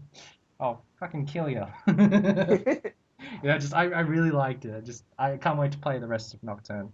But very quickly, I've been playing a lot of Naruto no Kiseki, as with Good Sir. Um, we've pretty much finished it. Apparently Good Sir's told me I haven't completely finished it, but I'm content with the ending I got. But it's a really cool game, as I mentioned before. It's an action RPG, but it felt a lot like a platforming game because each area, it felt more like a stage than an area, and you've got like a condition where, you've got to search for the 3 crystals, or you've got to search for the chest, and then you've got the condition of each area where you've got to beat in 3 minutes, or don't get hit 10 times, don't fall 10 times, don't use free healing items and all that. It felt more like a platforming game, but it was kind of different. I always thought it to be interesting how Falcom advertised this game as a story action RPG. And I remember when it was coming out, me and Taylor kind of laughed at this. I was like, so every action RPG we played up until this time didn't have a story. They were just figments of your imagination. Yeah, but I can understand where they were going with that. More emphasis when you go talk to the characters in the town and the offense. I kind of saw where they were going with that. But it doesn't help the fact that I don't know Japanese, so I was just rapid firing the A button or the X button. Yeah, it'll make the game a little bit shorter. It does. It does. It's sort of the dichotomy. It's sort of the thing with me and Falcom games, XE games. I play them in Japanese for the gameplay and sort of to put my own spin on things. And it's really cool to get the game in English and find out what's being really said. It worked really well with East 1 and 2 Chronicles, but at the same time, I know it's being said because I played the game 5+ times. Well, actually, no, 10+ times through different versions. So I kind of know the story of East 1 and 2 on the back of my hand. So it's really cool for the first time playing the first 10 hours of East 7 and then getting the English version. Just like, oh, this is awesome. Translation's done at XE to just top notch, full of TLC. They do a really good job. But as for Naruto, I think the most fun I had is the gameplay was really fun. It was like if you mixed Oakenfell Ghana with E7 is the best way to describe it, and it worked. It really did. It was a lot of fun. That's like mixing awesome with more awesome. Gameplay wise, yeah. Story wise, I think I had to ask. I kind of cheated and asked Taylor what was being said at what point to make the experience just a little bit more. But I liked it. I still think I spent way too much on the special edition, but I think all in all, I really enjoyed the game. Yeah, that's definitely one of those games that you have to know exactly what's going on. Otherwise, I don't think the gameplay is strong enough to really say, "Oh, this is just an awesome game." Just strictly, only just thinking of the gameplay. You kind of need the story there to kind of help it a little bit. Because it's very stop and go at times, and the stages themselves, while they're fun, some of the latter ones are a little bit longer, but a lot of them are really short. Yeah. So. Absolutely, and it's got. I seriously think Zelda fans will really like Naruto no Kiseki, especially people who liked Oracle of Ages and Seasons. Here's another RPG with seasonal changes, and they are very, very significant. They actually change the outline of each stage, so it was very cool to see that. But Yeah, yes, and the music is also rather interesting as well. It's yeah, I, kind of very, it's East-like, but with the kind of tone of Kiseki yeah. That's or best, Trails. It's a bit different. it's the best way to describe it. It's definitely not my favorite soundtrack from Falcom, but I enjoyed it nevertheless. I really liked the dungeon themes at the end of each continent. I Hmm. Hey thought, man, your least favorite soundtrack from Falcom is like your least favorite slice of your favorite pizza. well, it's not my least favorite. I can tell you what my least favorite Falcom soundtrack is. Um, yeah, little girl with a drill. Anyway, yeah, going on. Yeah, I think yeah, I would definitely put that uh, words failing me. But anyway, uh, Kiseki, fun game. The end. yes, it is. Now the awful truth. I'm gonna ask this to you, Taylor. Do you think Naito no Kiseki has a chance of getting translated? Um, maybe fan translated, but I don't think it's Yeah. got. I don't think it really has much of a chance. Ooh. Well, Boo! It's hard to say. it's not a fact that no one wants to. It's we're in an age where PSP production in the West is slowly coming to an end. I mean, they could do it for the PSN. That's a Yeah, possibility, but that's it. You know, that's the only thing that they could do. But mm, Yeah. if they do, awesome. You know, but I definitely would want XE to focus on other Falcom games as gee, I wonder which one. it's funny, you'd think one of them, but I've actually had I sat down and thought to myself, which is the number one game I would want from XE? Surprisingly, it's not SC because I know for a fact that I know for a fact they're still working on it, and now with the news that the PSN version of SC has finally made some ground, which is really really fantastic news. It gives them more of an incentive to put it on PSN. SC is actually not my number one game from Falcom. I actually want Celceta. I think it's a better choice because E7 was the best-selling Falcom game that XC released. It's got the same battle system. East 4 is probably my favorite East game story-wise. I mean, I'm getting the Japanese version, but if I had to pick the number one Falcom game I want to play in English, it's Celceta over SC. And that. I'm gonna say it's also because you partially spoiled things for you. Yes, I played Dawn of East and Last of the Sun a lot because I really like what happens. I'm really interested in seeing the official canon version of Eastfall. So yeah, and that's only 3 weeks away. I'm really excited, guys. I mean, I'm And you, going out of my way to get a Vita just for that game. I've already got my pre-order for the game, which actually costs more than Ayata. Just put it this you know, if they're going through the trouble of remaking 4, they should just go all the way and remake 5 as well. yeah, that's an Just ex go for it. Why They not? probably will. I mean, I guess do Felghana because they've done 1 and 2 numerous times. Re-envision Yeah. Felghana, I, and then here they are with Celceta, and Kefin will probably would you have something. with Felgana, would you want them to? They kind of hit the nail on the hammer with it, you know? No, that's what I'm saying though. They went from Wanderers to Felghana, Yeah. Oh, and now okay. they're going from Dawn of East to Celceta, Yeah. and then they'll probably do Kefin to Whatever. Glory of But, Kefin. Holy shit, this game's awesome. Kind Yeah, I of mean, something. like I said before, I just can't wait to see because I've said before, Celceta is like the Amazon, and Kefin is kind of like, well, just Zandria in general is kind of like Egypt or an African country. So Mhm. really interested to see what they do with that, or they can do the really awesome thing and do East 8. Yeah, that would be nice. Which I'm really hanging out for. So, yes, the last one I'm going to touch upon is I've been playing a lot of Valkyria Chronicles 2. I finally picked it back up. nice. I have a better opinion of the game. I think it's because I loved the first one so much and went to 2 and was kind of not processing the transition. This time around, I've come to appreciate it a lot more. I do want to warn people, though, that the Valkyria Chronicles 2 is one of the most grind-heavy games I've ever encountered in my time. I'm only nearly halfway through the year, and it's 30 hours in. 10 of that was only doing events and story battles. The rest of them were doing free battles. You hear that, folks? If you pick up this game, you better start listening to RP gibberish while you're playing it. There you go. But I actually like it because I've just said this to Taylor. The comparison that the flow of Valkyrie Chronicles 1 was really good with story and the battles I thought was really, really good.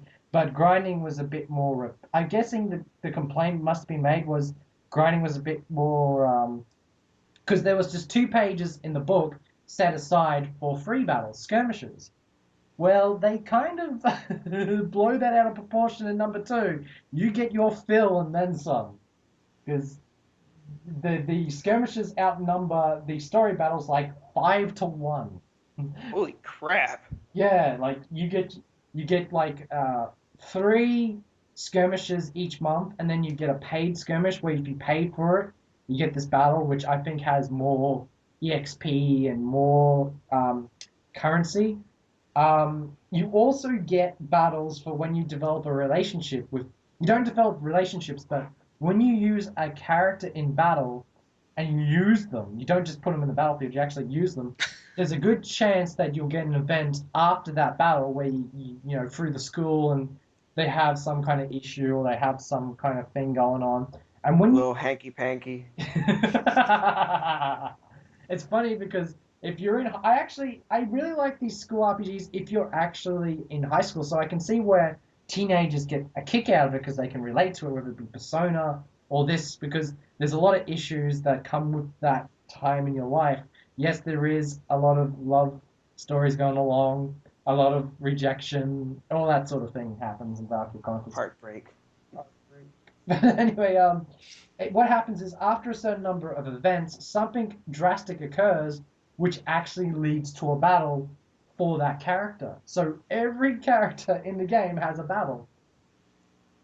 So and Interesting. like there's 20 plus classmates. So and they're all set at level 15. All the enemies are set at level 15. So it's not until halfway through the game that you'd probably get to level 15 before you can attempt them. So just warning everyone. But for the most part, the story's really good. I like how it spawns off a shock announcement from the first game, leads to the premise of the second game.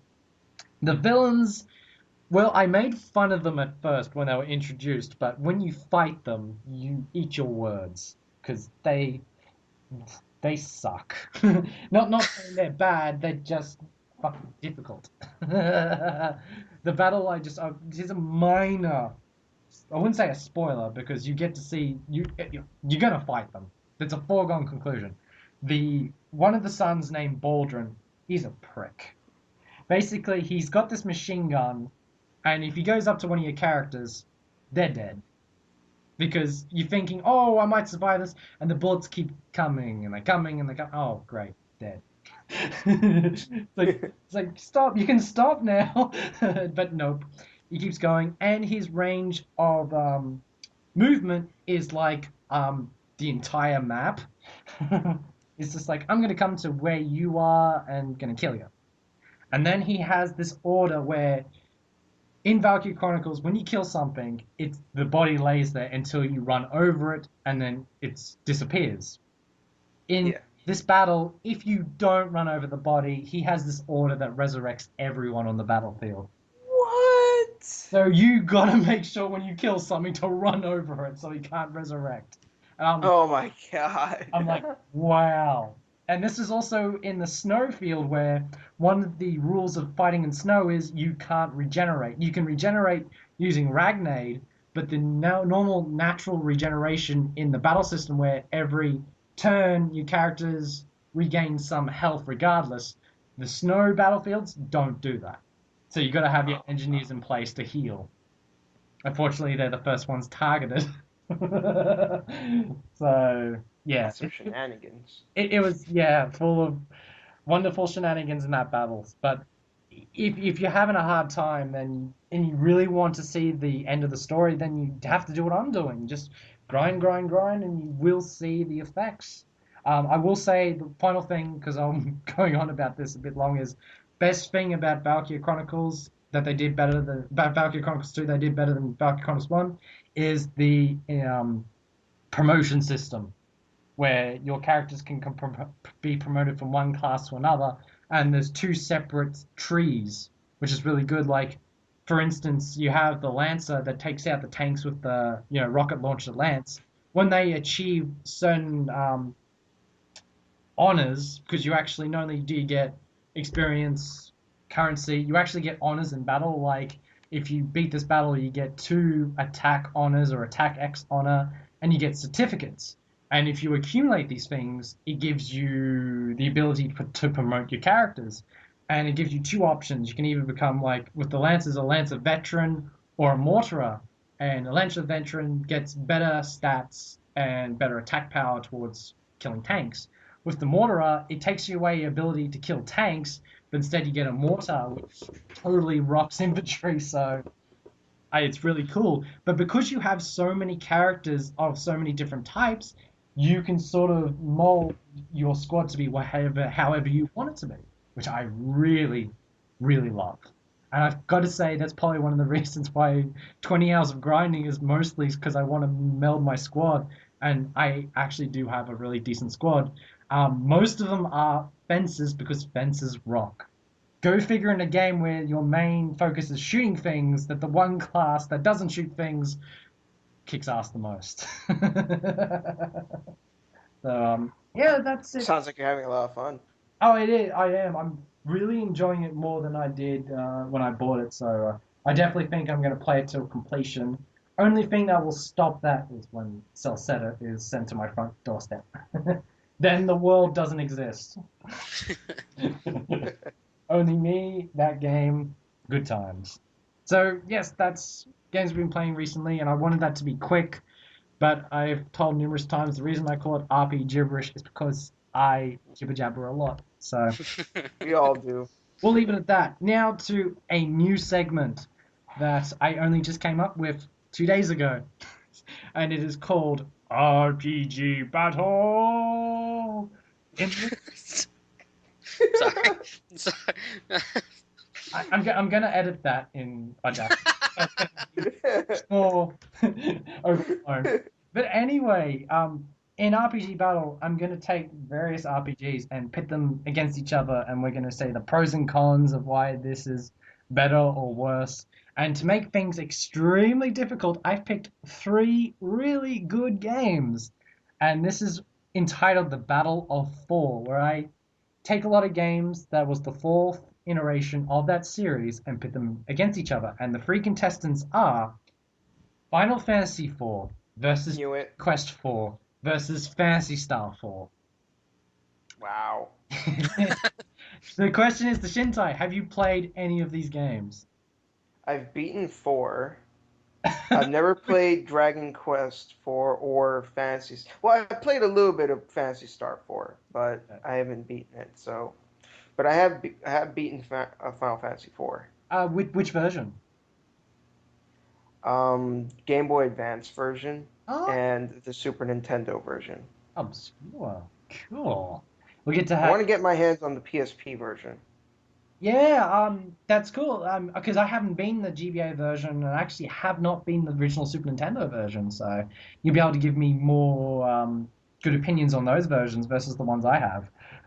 Taylor, I know for a fact you've played all of them. And I've beaten all 3 of those. For Final Fantasy IV, I beat the PS1 version as well as the DS version. Yeah, I've been the DS version and the PSP version. Okay. That's what I've done. As for Dragon Quest, I've only played Dragon Quest 4. I've only played the DS version. Did you get to play the original NES or Famicom? Yeah, a little bit. But I'm more kind of towards the DS version. That's the one I kind of remember a bit better. And yeah, I love that game. so much. And of course, the last one is Phantasy Star 4, which is there is no other port. There can only be one, and there only Yeah. is one, and it is the best. Yeah, the best. See, the thing I was really worried about going into this is I don't want to be too biased because Phantasy Star 4 is my favorite 16-bit game of all time. I like it better than any other game on the Mega Drive or the Super Nintendo.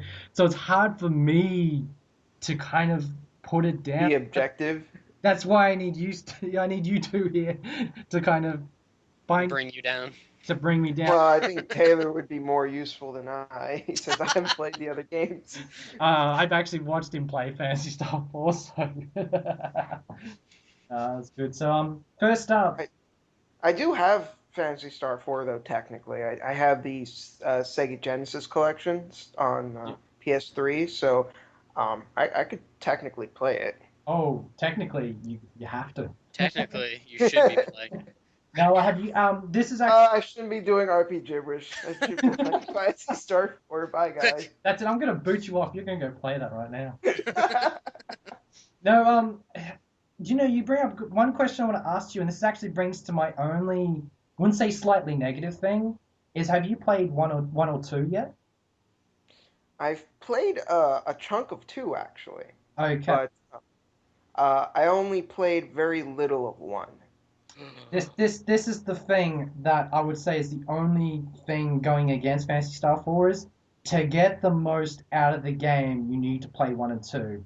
Not necessarily 3, so one, That's because in the timeline, 3 takes place like kind of after it. yeah. So. I did play a little bit of 3 as well, and I was like, the fuck?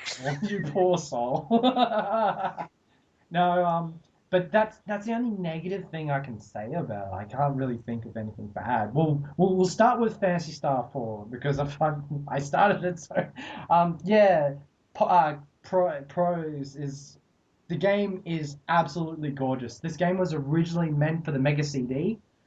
They had to, of course, cut down on some things, but because I didn't know about it at the time, I didn't think they cut down anything. The game just looks gorgeous. The best looking game on the Mega Drive.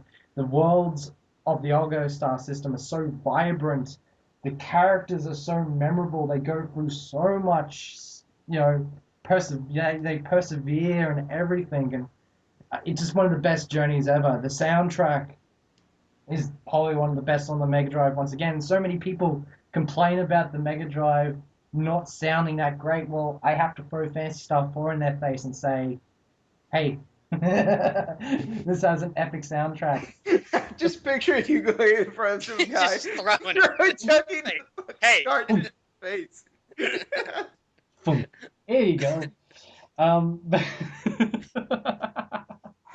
Anyway, yeah, the gameplay, I love what they did. They took the best of all the battle systems and merged it to one.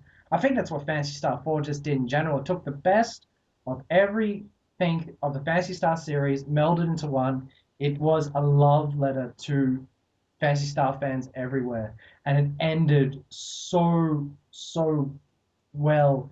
And the side quest system with introducing the Hunters Guild, which would become the premise for the entire online series, it's just a really good game. It's a perfect game in my eyes, and it really was really hard because I can't complain about the dungeons in that game because coming from Phantasy Star 2, it's few and far between because Phantasy Star 2's dungeon system was just brutal. It is the perfect representation of the word labyrinth. You will get lost and you will die. Not so much in Phantasy Star 4. It kind of is present, but it's not as hardcore. So it had a great flow about the game. I was so interested in the world. I searched every nook and cranny, every story event that happened one after another. It's one of my favorite RPGs, guys. I can't find any major faults. So I'm going to give it over to Taylor. Okay. Let's see. I really like the game, and honestly, I actually just played through it not too long ago. And from playing it, because it was the second time I actually played through it. When I played it originally, about 15 years ago or so. I I loved it to pieces. I love the setting. I like that. I'm one of those fans of the sci-fi melding with kind of the older style, kind of like, I don't want to say exactly medieval, but Yeah, just kind fantasy. of right, like maybe like the medieval weaponry kind of thing. I like that meld, and I know some people are really turned off by it for one reason or another, but I really enjoy that.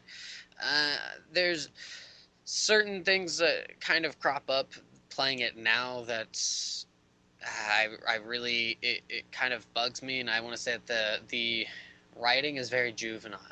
Oh well, I think it's of the times and the fact that I was a juvenile when I played it. Right, well, exactly. That's what I'm saying. That's like, so playing when I was a kid, I was just like, oh, it was great. But when I played it again, it felt very. It definitely did not feel like the people that had either translated it or whoever written it out didn't really.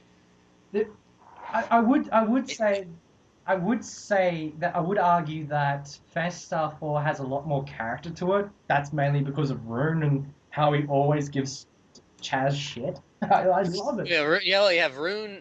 You've got Raja. Raja's hilarious. Yeah, Raja is fantastic. Probably He's a goofball. one of the top 10 funniest characters of I, RPG. I don't think he's funny. I think he's like I think he's a goofball, but I don't find him funny. He Oh, never. I think it's hilarious. I well, yeah, he tries to be comical.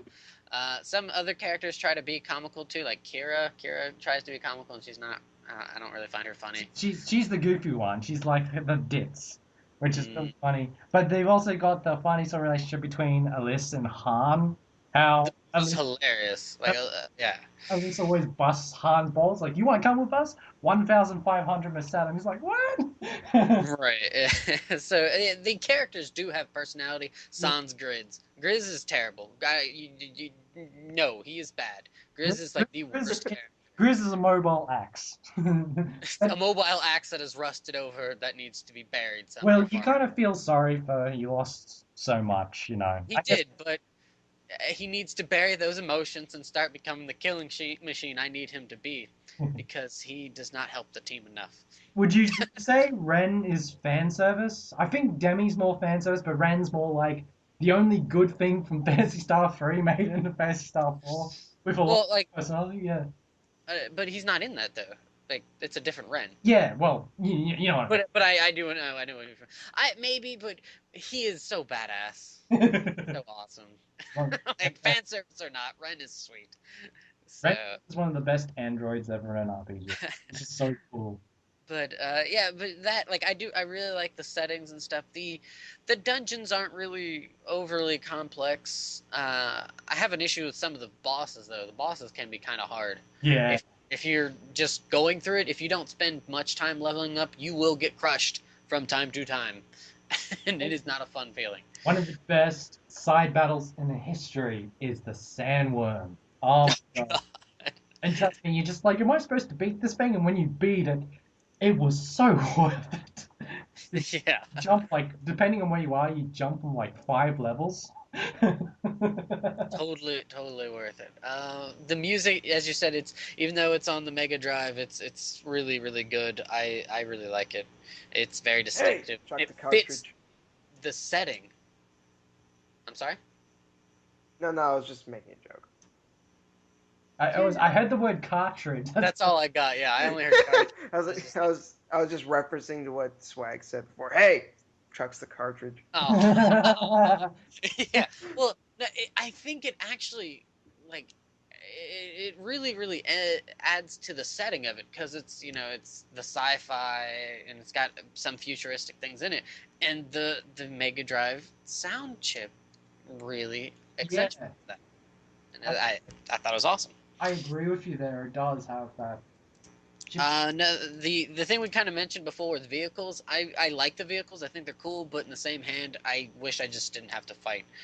As much as I like those fights, I could have done without. They really, you're full healed after each fight, so it really doesn't. There's not too horribly much tension. The only tension comes from having the battles drag out, but then you're just like, oh, let's use one of the super weapons to wipe the fucking floor with these things. Boom. But So yeah, I'm guessing you like the Hydra fall over them because it's just like, "Vroom." Yeah, yeah, yeah. So that and the no. Overall, I really enjoy the game. I just there's a couple things here and there that just kind of Yeah. uh, I, towards, I guess. I think, like I said before, to get the most out of the game, the most excitement, because if you go into Fantasy Star 4 without playing 1 or 2, there's some things that's just going to go past your head. Right. One thing later on in the game that made me bounce up and down, like I was a kid in the candy store. I'm not going to spoil it, but it was a big reference from 1. I was like, no way! Yes! And if you don't play 1, you're not going to get it. It's simple. Exactly. It's as simple as that. So in order to enjoy Fantasy Star 4, you need to play 1 and 2. That's Well, one line. you can enjoy it without playing those, but it it tenfold enjoyment goes up by playing 1 and 2, and then coming back and playing 4 So afterwards. you would say it's enriched by it, but not completed. Right. It definitely, you can play 4 on its own and still enjoy it, but playing 1 and 2, it wraps everything up into this nice, wonderful package, and Sega's like, here you go. And you're Well, like, that's thank how you're supposed to make a sequel, in my opinion. Yeah, you. Well, exactly. yeah, exactly. It's one of the best representations. It's basically the opposite to what Ultima 9 did to the Ultima series. So, but yeah, I don't know if that what your initial impressions are of their Shintai, but Yeah. Well, I do plan on playing them because I didn't buy that collection for no reason. One of the best collections ever. But how long did you play it for? Exactly, just 2, I think I played for a couple of hours. okay. 1, I think I just because 1 you have to unlock it first. Yeah. So I was just like, oh, I unlocked something. I was like, oh, Fantasy Star. Let me check it out for a little bit. All right, that's cool.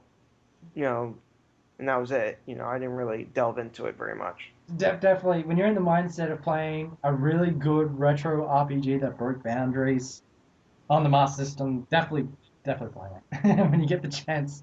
But all Of right. course. Moving on, let's go to Dragon Quest IV. This was yet another game that I had a hard time trying to find anything sort of bad about. I would say the biggest pro for me is the chapter system, where I think would have been groundbreaking if I played the NES version, is the fact that you get to play as each individual character with their own individual storylines that leads up to the last chapter where they all come together. It was amazing. I mean, even the DS version, I absolutely loved it. It was one of the best methods of storytelling ever in a video game, and I wish more games did it. Because you appreciate the more little guys differently. If I had to go with one minor point, there is one character that I did not like. Because he didn't have any character. Because you got the main character, of course, the main character you can be forgiven. You've got the twin sisters, loved them. Torneko, awesome. I love that guy so much. He's one of the most endearing characters in RPGs. He is the average Joe. He's not the pretty boy main character. He doesn't have any main issues. He just wants to support his family, being the best shopkeeper he can. Nobody can ever make a character like him. If anyone tries to, they'd just be imitating him. Really, really cool. Now, the main issue I have is there's the princess, and then there's the old guy, then there's the guard with the cap. I don't like him. what do they call? They call him Clift in Yeah, I think the Japanese version. I don't know if it's the same. he had no personality. He really did. I did not use him in battles. I think I only used him in that chapter with the princess, and that's it. Was her name Alicia or Lena? I know it is Elena, but Lena. It could be like I'm drawing a blank with names, except for Maya and Mina was the only major, and Taneko was the ones I remembered, and of course oh shit, Ragnar. Really like Ragnar. oh Ragnar. I thought that they kind of made fun of the whole fact the stoic knight and he wears pink. I thought of that like, that's unusual. I'm wondering if they're making fun of that. But I liked it in the English version, the fact they made him Scottish, and everyone from that kingdom is Scottish. So I really got a kick out of reading all the dialogue. Just like, you cannot do that, laddie. I'm just like, it's awesome. Well, that's one of the things I like about how they've perceived Dragon Quest in the West now, that they give everyone their own nuances and their own flavor, and it's awesome. It kind of sets Dragon Quest apart from everyone else. They do kind of make stereotypical that everyone in the ice kingdoms and nations has to speak European. And that's cool based on the fact that most of the snowiest places in the world are in Europe, so yeah, it's cool. Other than that, I can't think of anything wrong about the game. Battle system is pretty traditional, clean cut. The world map's pretty cool. Yeah, I would say the progression to the end. I would say the final battle is good. I think that the designs are a bit goofy for a final boss, in my opinion. It's kind of a pet peeve, not a total dislike, but there have been better Dragon Quest final bosses. But I like the character himself, but just not his final form. Is probably the way to describe it. So little pet peeve. So I'm going to give the floor to Taylor. Um, I guess I like the game. It's definitely not my favorite in the series, but it's a good one. I enjoy it. The chapter thing that you bring up, that's really cool.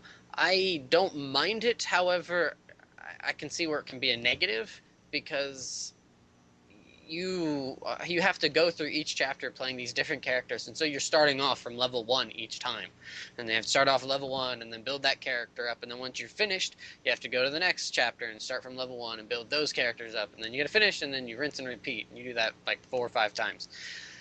That can get a little old with some people, because it doesn't feel like you're progressing until you've gotten 2/3 of the way through the game. Yeah. And it's really, I can see where there can be a little bit of a pain. I do kind of find it interesting that with the twins, they have a different battle theme. Yeah. Oh, as much as I like the twins, they had the hardest difficulty spike because the boss they needed to fight, fuck him. He actually stopped me playing the game for a little bit because, but I really pushed to grind the characters, see if they learned any new spells, and I found out there was actually a particular method you needed to fight him with. Got the demon's name or whatever it was, but yeah. But I can totally understand that. Again, it's a preference. Right. You know? And that's what I was saying. It's something I don't mind. I like the beginning parts of the RPGs. They feel fresh and everything, so it doesn't really bother me.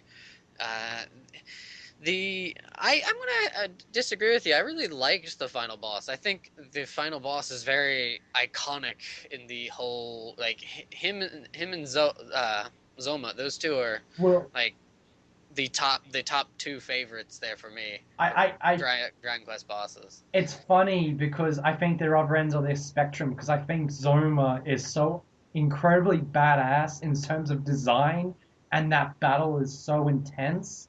Whereas I might as well say it, Saro, I thought he was the most goofiest of Toyama's designs he's ever done. Well, the design is a little different, but I don't know. Just something about the final boss where it's evolving when you're fighting it, and it's just it's a methodical, very like this has got to end quickly, and it's not going to end quickly. No. But the longer that this fight goes on, the more in trouble you become. And it's a very tense fight. Technically, it's really good. I like it just visually. Yeah. And then there's so many times it crops up in the series, and I'm like, it's something that I would say would be like a major boss battle, but not a visual imagery that I would depict in a final battle. That's just how I feel. There's I think it's a lot of Dragon Quest games, the final bosses are kind of, but Another day for that. But Yeah. I don't know.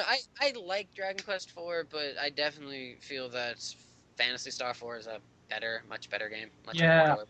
I think I can entirely agree with you there. So, Much as I love Dragon Quest IV, Fast Stuff is much better. And don't you worry, we will definitely do an episode on Dragon Quest. One of these days, I would say multi-parts. Not only do you talk about the numbered games, you talk about the many spin-offs that the series has had. Hell, you can have a episode talking about merchandise just to inform people, just like, hey, this exists.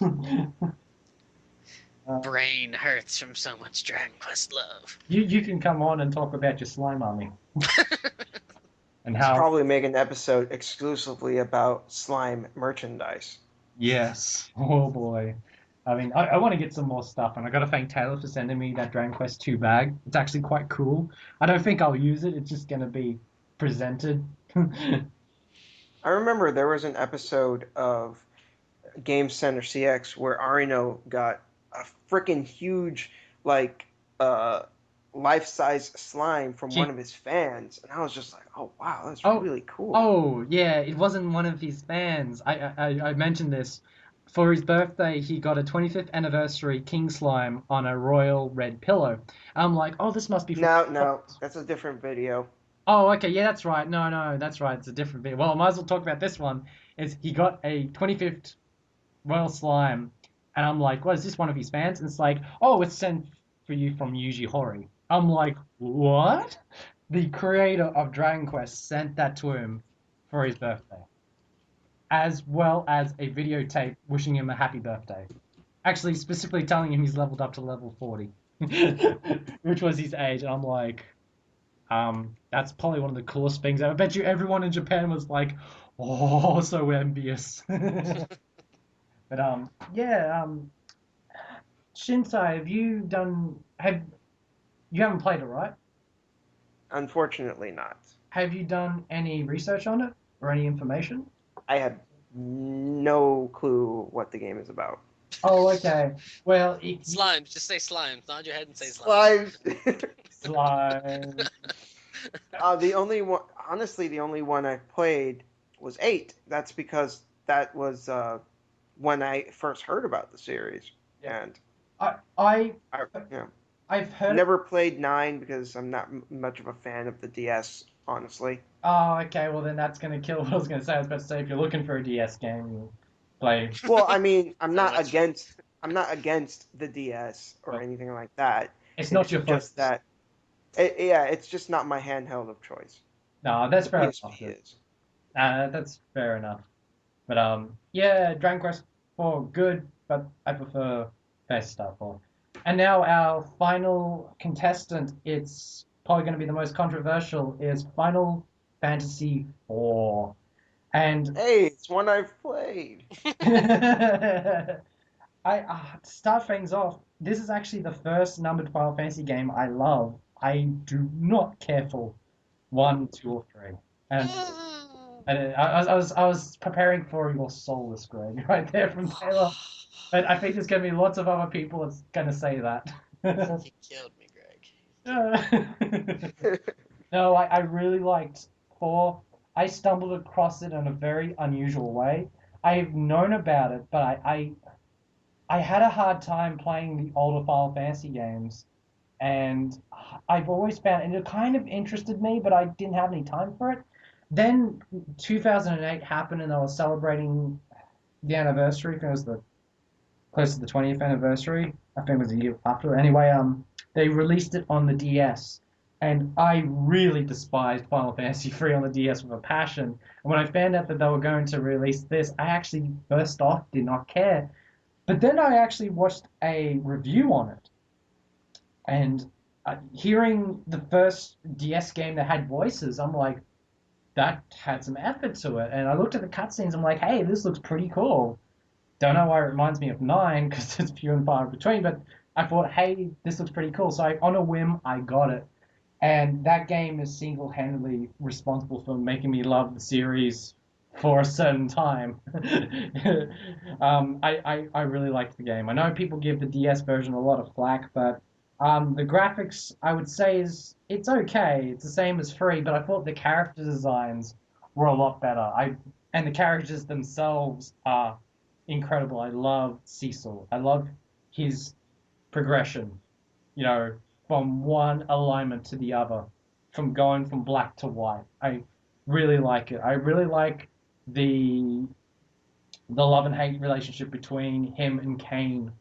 I would say his relationship with Rose is pretty substandard. I like it. I know a lot of people in Japan is like they quote it like it's one of the most memorable in RPGs. That's more for the music more than anything. I would definitely say.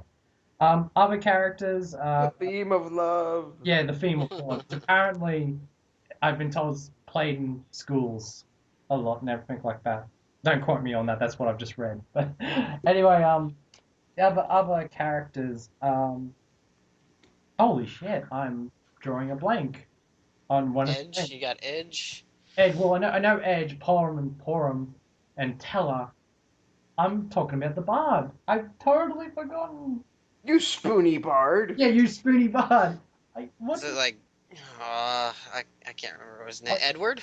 Ed, Yes, Edward. Edward. Thank you. Such a simple name. Final Fantasy fans are like, oh my god, can't believe that. Well, just give us a break. You spoony swag, man. Spoony swag. Anyways, yeah, I love the characters, but I will say this. Final Fantasy IV had one of the best villains of the series. And that's a questionable term. Golbez is awesome. He has everything. He has this distinct. Okay, I know with most evil villains you'll get the demonic presence in clad in armor with the horns. There's something about Golbez that just set him apart. One of the Well, reasons. he is a pimp. So much so they ripped it off in 5. Ah, yes, Yeah. got my zinging for 5. The thing that Shintai is referring to is someone took a video on YouTube, took his battle theme, and pimped it up to be like a hip hop rap thing, and they gave him a pimp hat and gold chains and called him Gold Bears. Yes. That is amazing. Right there. Final It Fantasy is. 4 is 1, just for that reason. And I'm just like, what? Because there's so many quirky videos that Shintai sends to me, and I watch them. I'm just like, the what? But yeah, no, Golbez is a great guy. I like his dialogue. I'm not too sure how it fares in the original translate because I know with games by Square back in the early 90s, it was pretty much a rush job. But with the experience of the DS game, he had so many great bits of dialogue, and he had this presence that owned the game. They got a great voice actor in Japan. They got Takashi Kaga to play the guy who was Chairman Kaga from Iron Chef, voices Goldbears in the Japanese version, which is awesome. I gotta say, because I love Iron Chef. So yeah, he really owns that game for me. If anything, probably one of the best villains in an RPG. Other than that, the world map is pretty I wouldn't say it's mind blowing. It just does things right. But I do like the 3 tiers. You've got the world, the underworld, and the moon, which is Yeah, I liked that too.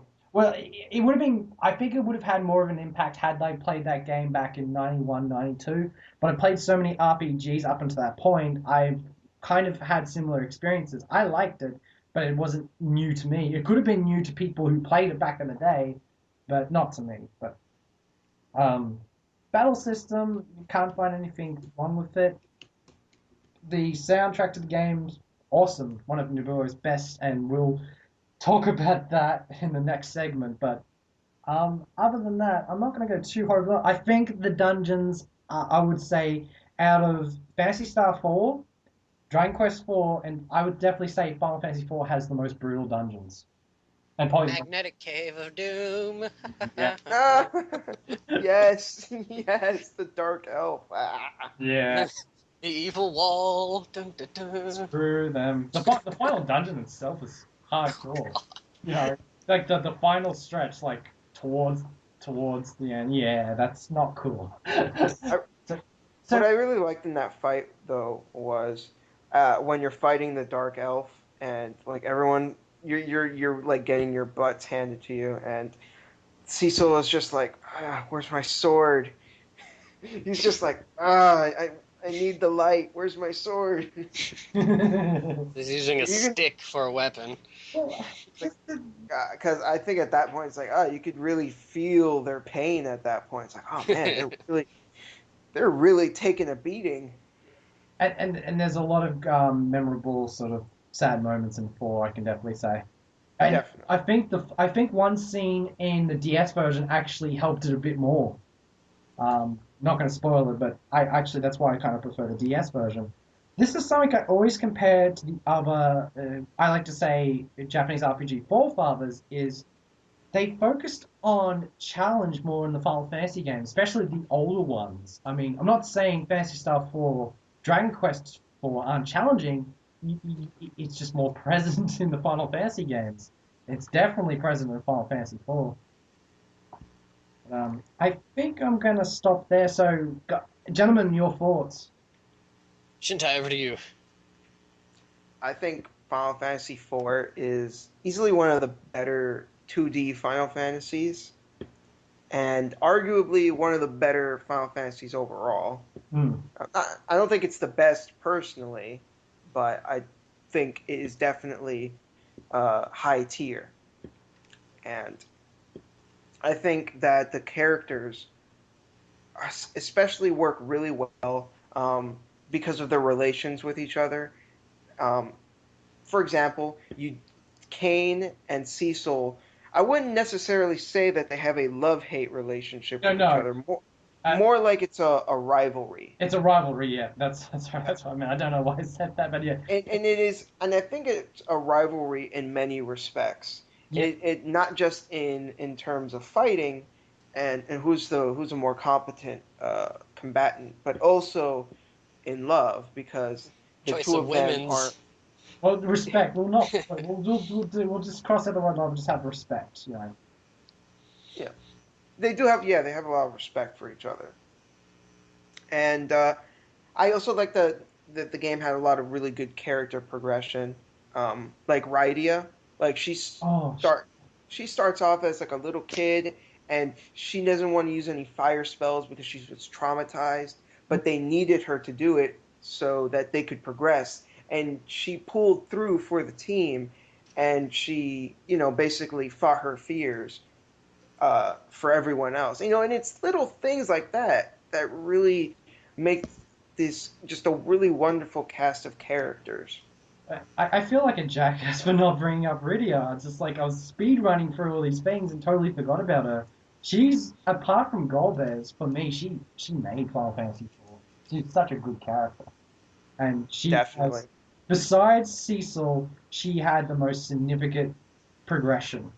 Kane, on the other hand, his progression goes into the after years, so his is a lot longer. So I haven't I played some of the after years, but yeah, I never went through the entire thing. So yeah, I won't say any more, for me, but yeah, I really like Kane's character in the after years, so that's one of the more big reasons to actually play it. I still need to beat the after years. I beat like some of the scenarios. I think I was up to actually, incidentally, I was actually up to Ridia's, so that's where I need to leave off at. So, um, all very good points. I can't argue there. Exactly right. It's perfect. But yeah, it's a really great game. I think just wonderful. yeah, like I said, I picked three distinctive games, especially because they're all got four after them that were all good. So, Taylor, I had initially played the PlayStation 1 version, and I was not a big fan of it because I think it kind of felt really kind of bogged down, much like how Chrono Trigger on the PlayStation 1 is really bogged down with like loading times and stuff. The Yeah. PS1 version of that game was so. a Super Nintendo. The anime cutscenes were great, but those load times, woof. Yeah. Yeah. And so I really wasn't too keen on it at first, and then when I did actually play the DS version, I really enjoyed it. The thing that kind of it comes to mind, there's a few things. That game is really difficult at times. Yes, it is. And it's pretty hard at sometimes. And unfortunately, what it kind of turns into is basically everybody meet shield for Cecil. Cecil, you just hack things until they die. It's kind of how it felt sometimes. Rosa, you might still live, so heal him when you can. However, Edge, you're made out of paper mache, and everybody else, you just kind of distract them, kind of. 'Cause Kane, you can't jump. Kane, Yeah. jump! Get out of the way, I Kane! liked Kane's jump, but it was so unpredictable, and I hated it when it didn't work because it just wasted a turn. Well, if anything, it just kept him from getting hit. So. And that's the other thing. That's So, but yeah, like that part of the game, it just makes Cecil more badass. Just because Cecil just charge, go in there, just do whatever. It's all on you, buddy. His change is very, very memorable. However, even from the get-go, you can tell that he's not really happy being a Dark Knight, part of the Red Wings there. It's just... Yeah, it felt like something that was forced on him. yeah. Right. So, I mean, if he was, like, if there was some... And plus, I don't know, when you play that first bit as the Dark Knight, he kind of sucks. Then when you're turned into the Paladin, it's like, Rah! Gain 5 levels after 1 kill, I'm super awesome, kind of thing. And you're just like, shit, sweet, I'm a Paladin, kind of thing. I actually preferred him as a Dark Knight because that dark ability he has is much more useful than a bunch of healing spells, which are never going to use. Well, I mean, yeah, that's true. I get, yeah, the skill, but outside of like the skills, the stats are so they dwarfed by what you can get as the Paladin. It feels like. Yeah, of course. I'm just saying that dark spell.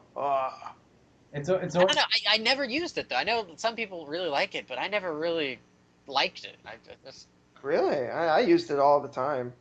I don't know. I just Yeah, I didn't either. I didn't use it all the time. I was about to say, oh, it's really good when you get a character in the game that's a tank, but also can heal. He can be self-sufficient.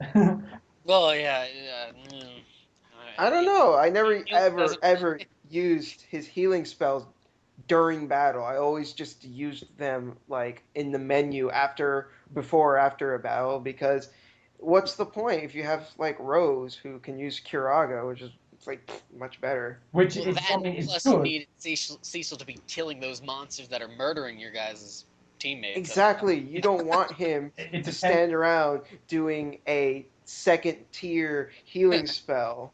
That's barely gonna do anything when he could just do tons of damage instead. It depends on the situation you're at, of course. If you're shit out of luck of healers, if Rose is dead, and everyone else, Well, there odds Then are you use an everybody item. but Cecil is dead. So yeah. But heal when he can just keep trucking. that's the thing. It's your choice. It's your gamble. And trust me, how I beat Final Fantasy IV, that was ridiculous. I'll just tell you a big story. I'm not going to talk about who the final boss is or whatever. Everyone was dead but Rosa. She has the worst attack power out of all of them. I was convinced I was dead. So I got a bow and arrow, and I shot the final boss, and I killed him. 100 damage. If there's ever a example of down to the wire, that was it.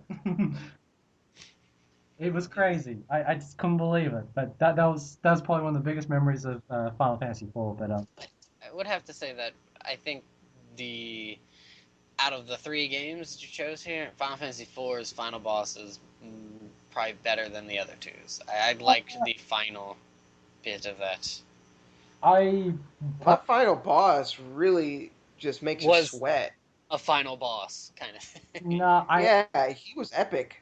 I would actually. This is the one part of the battle that I actually will disagree. The final battle of Phantasy Star 4 is. But that's you got to take out 1 and 2 and the interconnectivity with that. I mean, just the fight itself. Oh, the fight! No, I enjoyed the fight itself. I thought it was so easy. I thought it was so easy. Depends on your level. I thought the tiers were really good. The music, the atmosphere. The final tier was actually difficult if you weren't a proper level. So that to me feels like a, Well, by that logic, any final boss Could will be be a difficult at pushover. an improper level. Right. I think it's more of a preference here.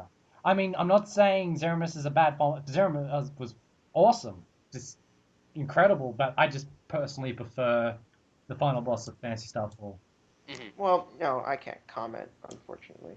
But yeah, I know this But you was can't say how awesome Zeramis is and agree with me, Shintai. Damn it. this is difficult for Shintai who hasn't played Dragon Quest 4 or Fantasy Star 4. So yeah, Well, no, I personally I preferred Zeramis's the fight with the final boss in 4 as opposed to Dragon Quest 4. Even though I actually I'd have to say that out of those three, that the Phantasy Star 4 final fight is really not as, I guess, gripping of a fight to me as the other three. I mean the other two. So it was for me. I thought it just wrapped things up nicely, and it was just an epic battle. And Ooze is one of the most incredible Mega Drive tracks ever. It's just in your face. Now that's when the cartridge gets thrown in my face.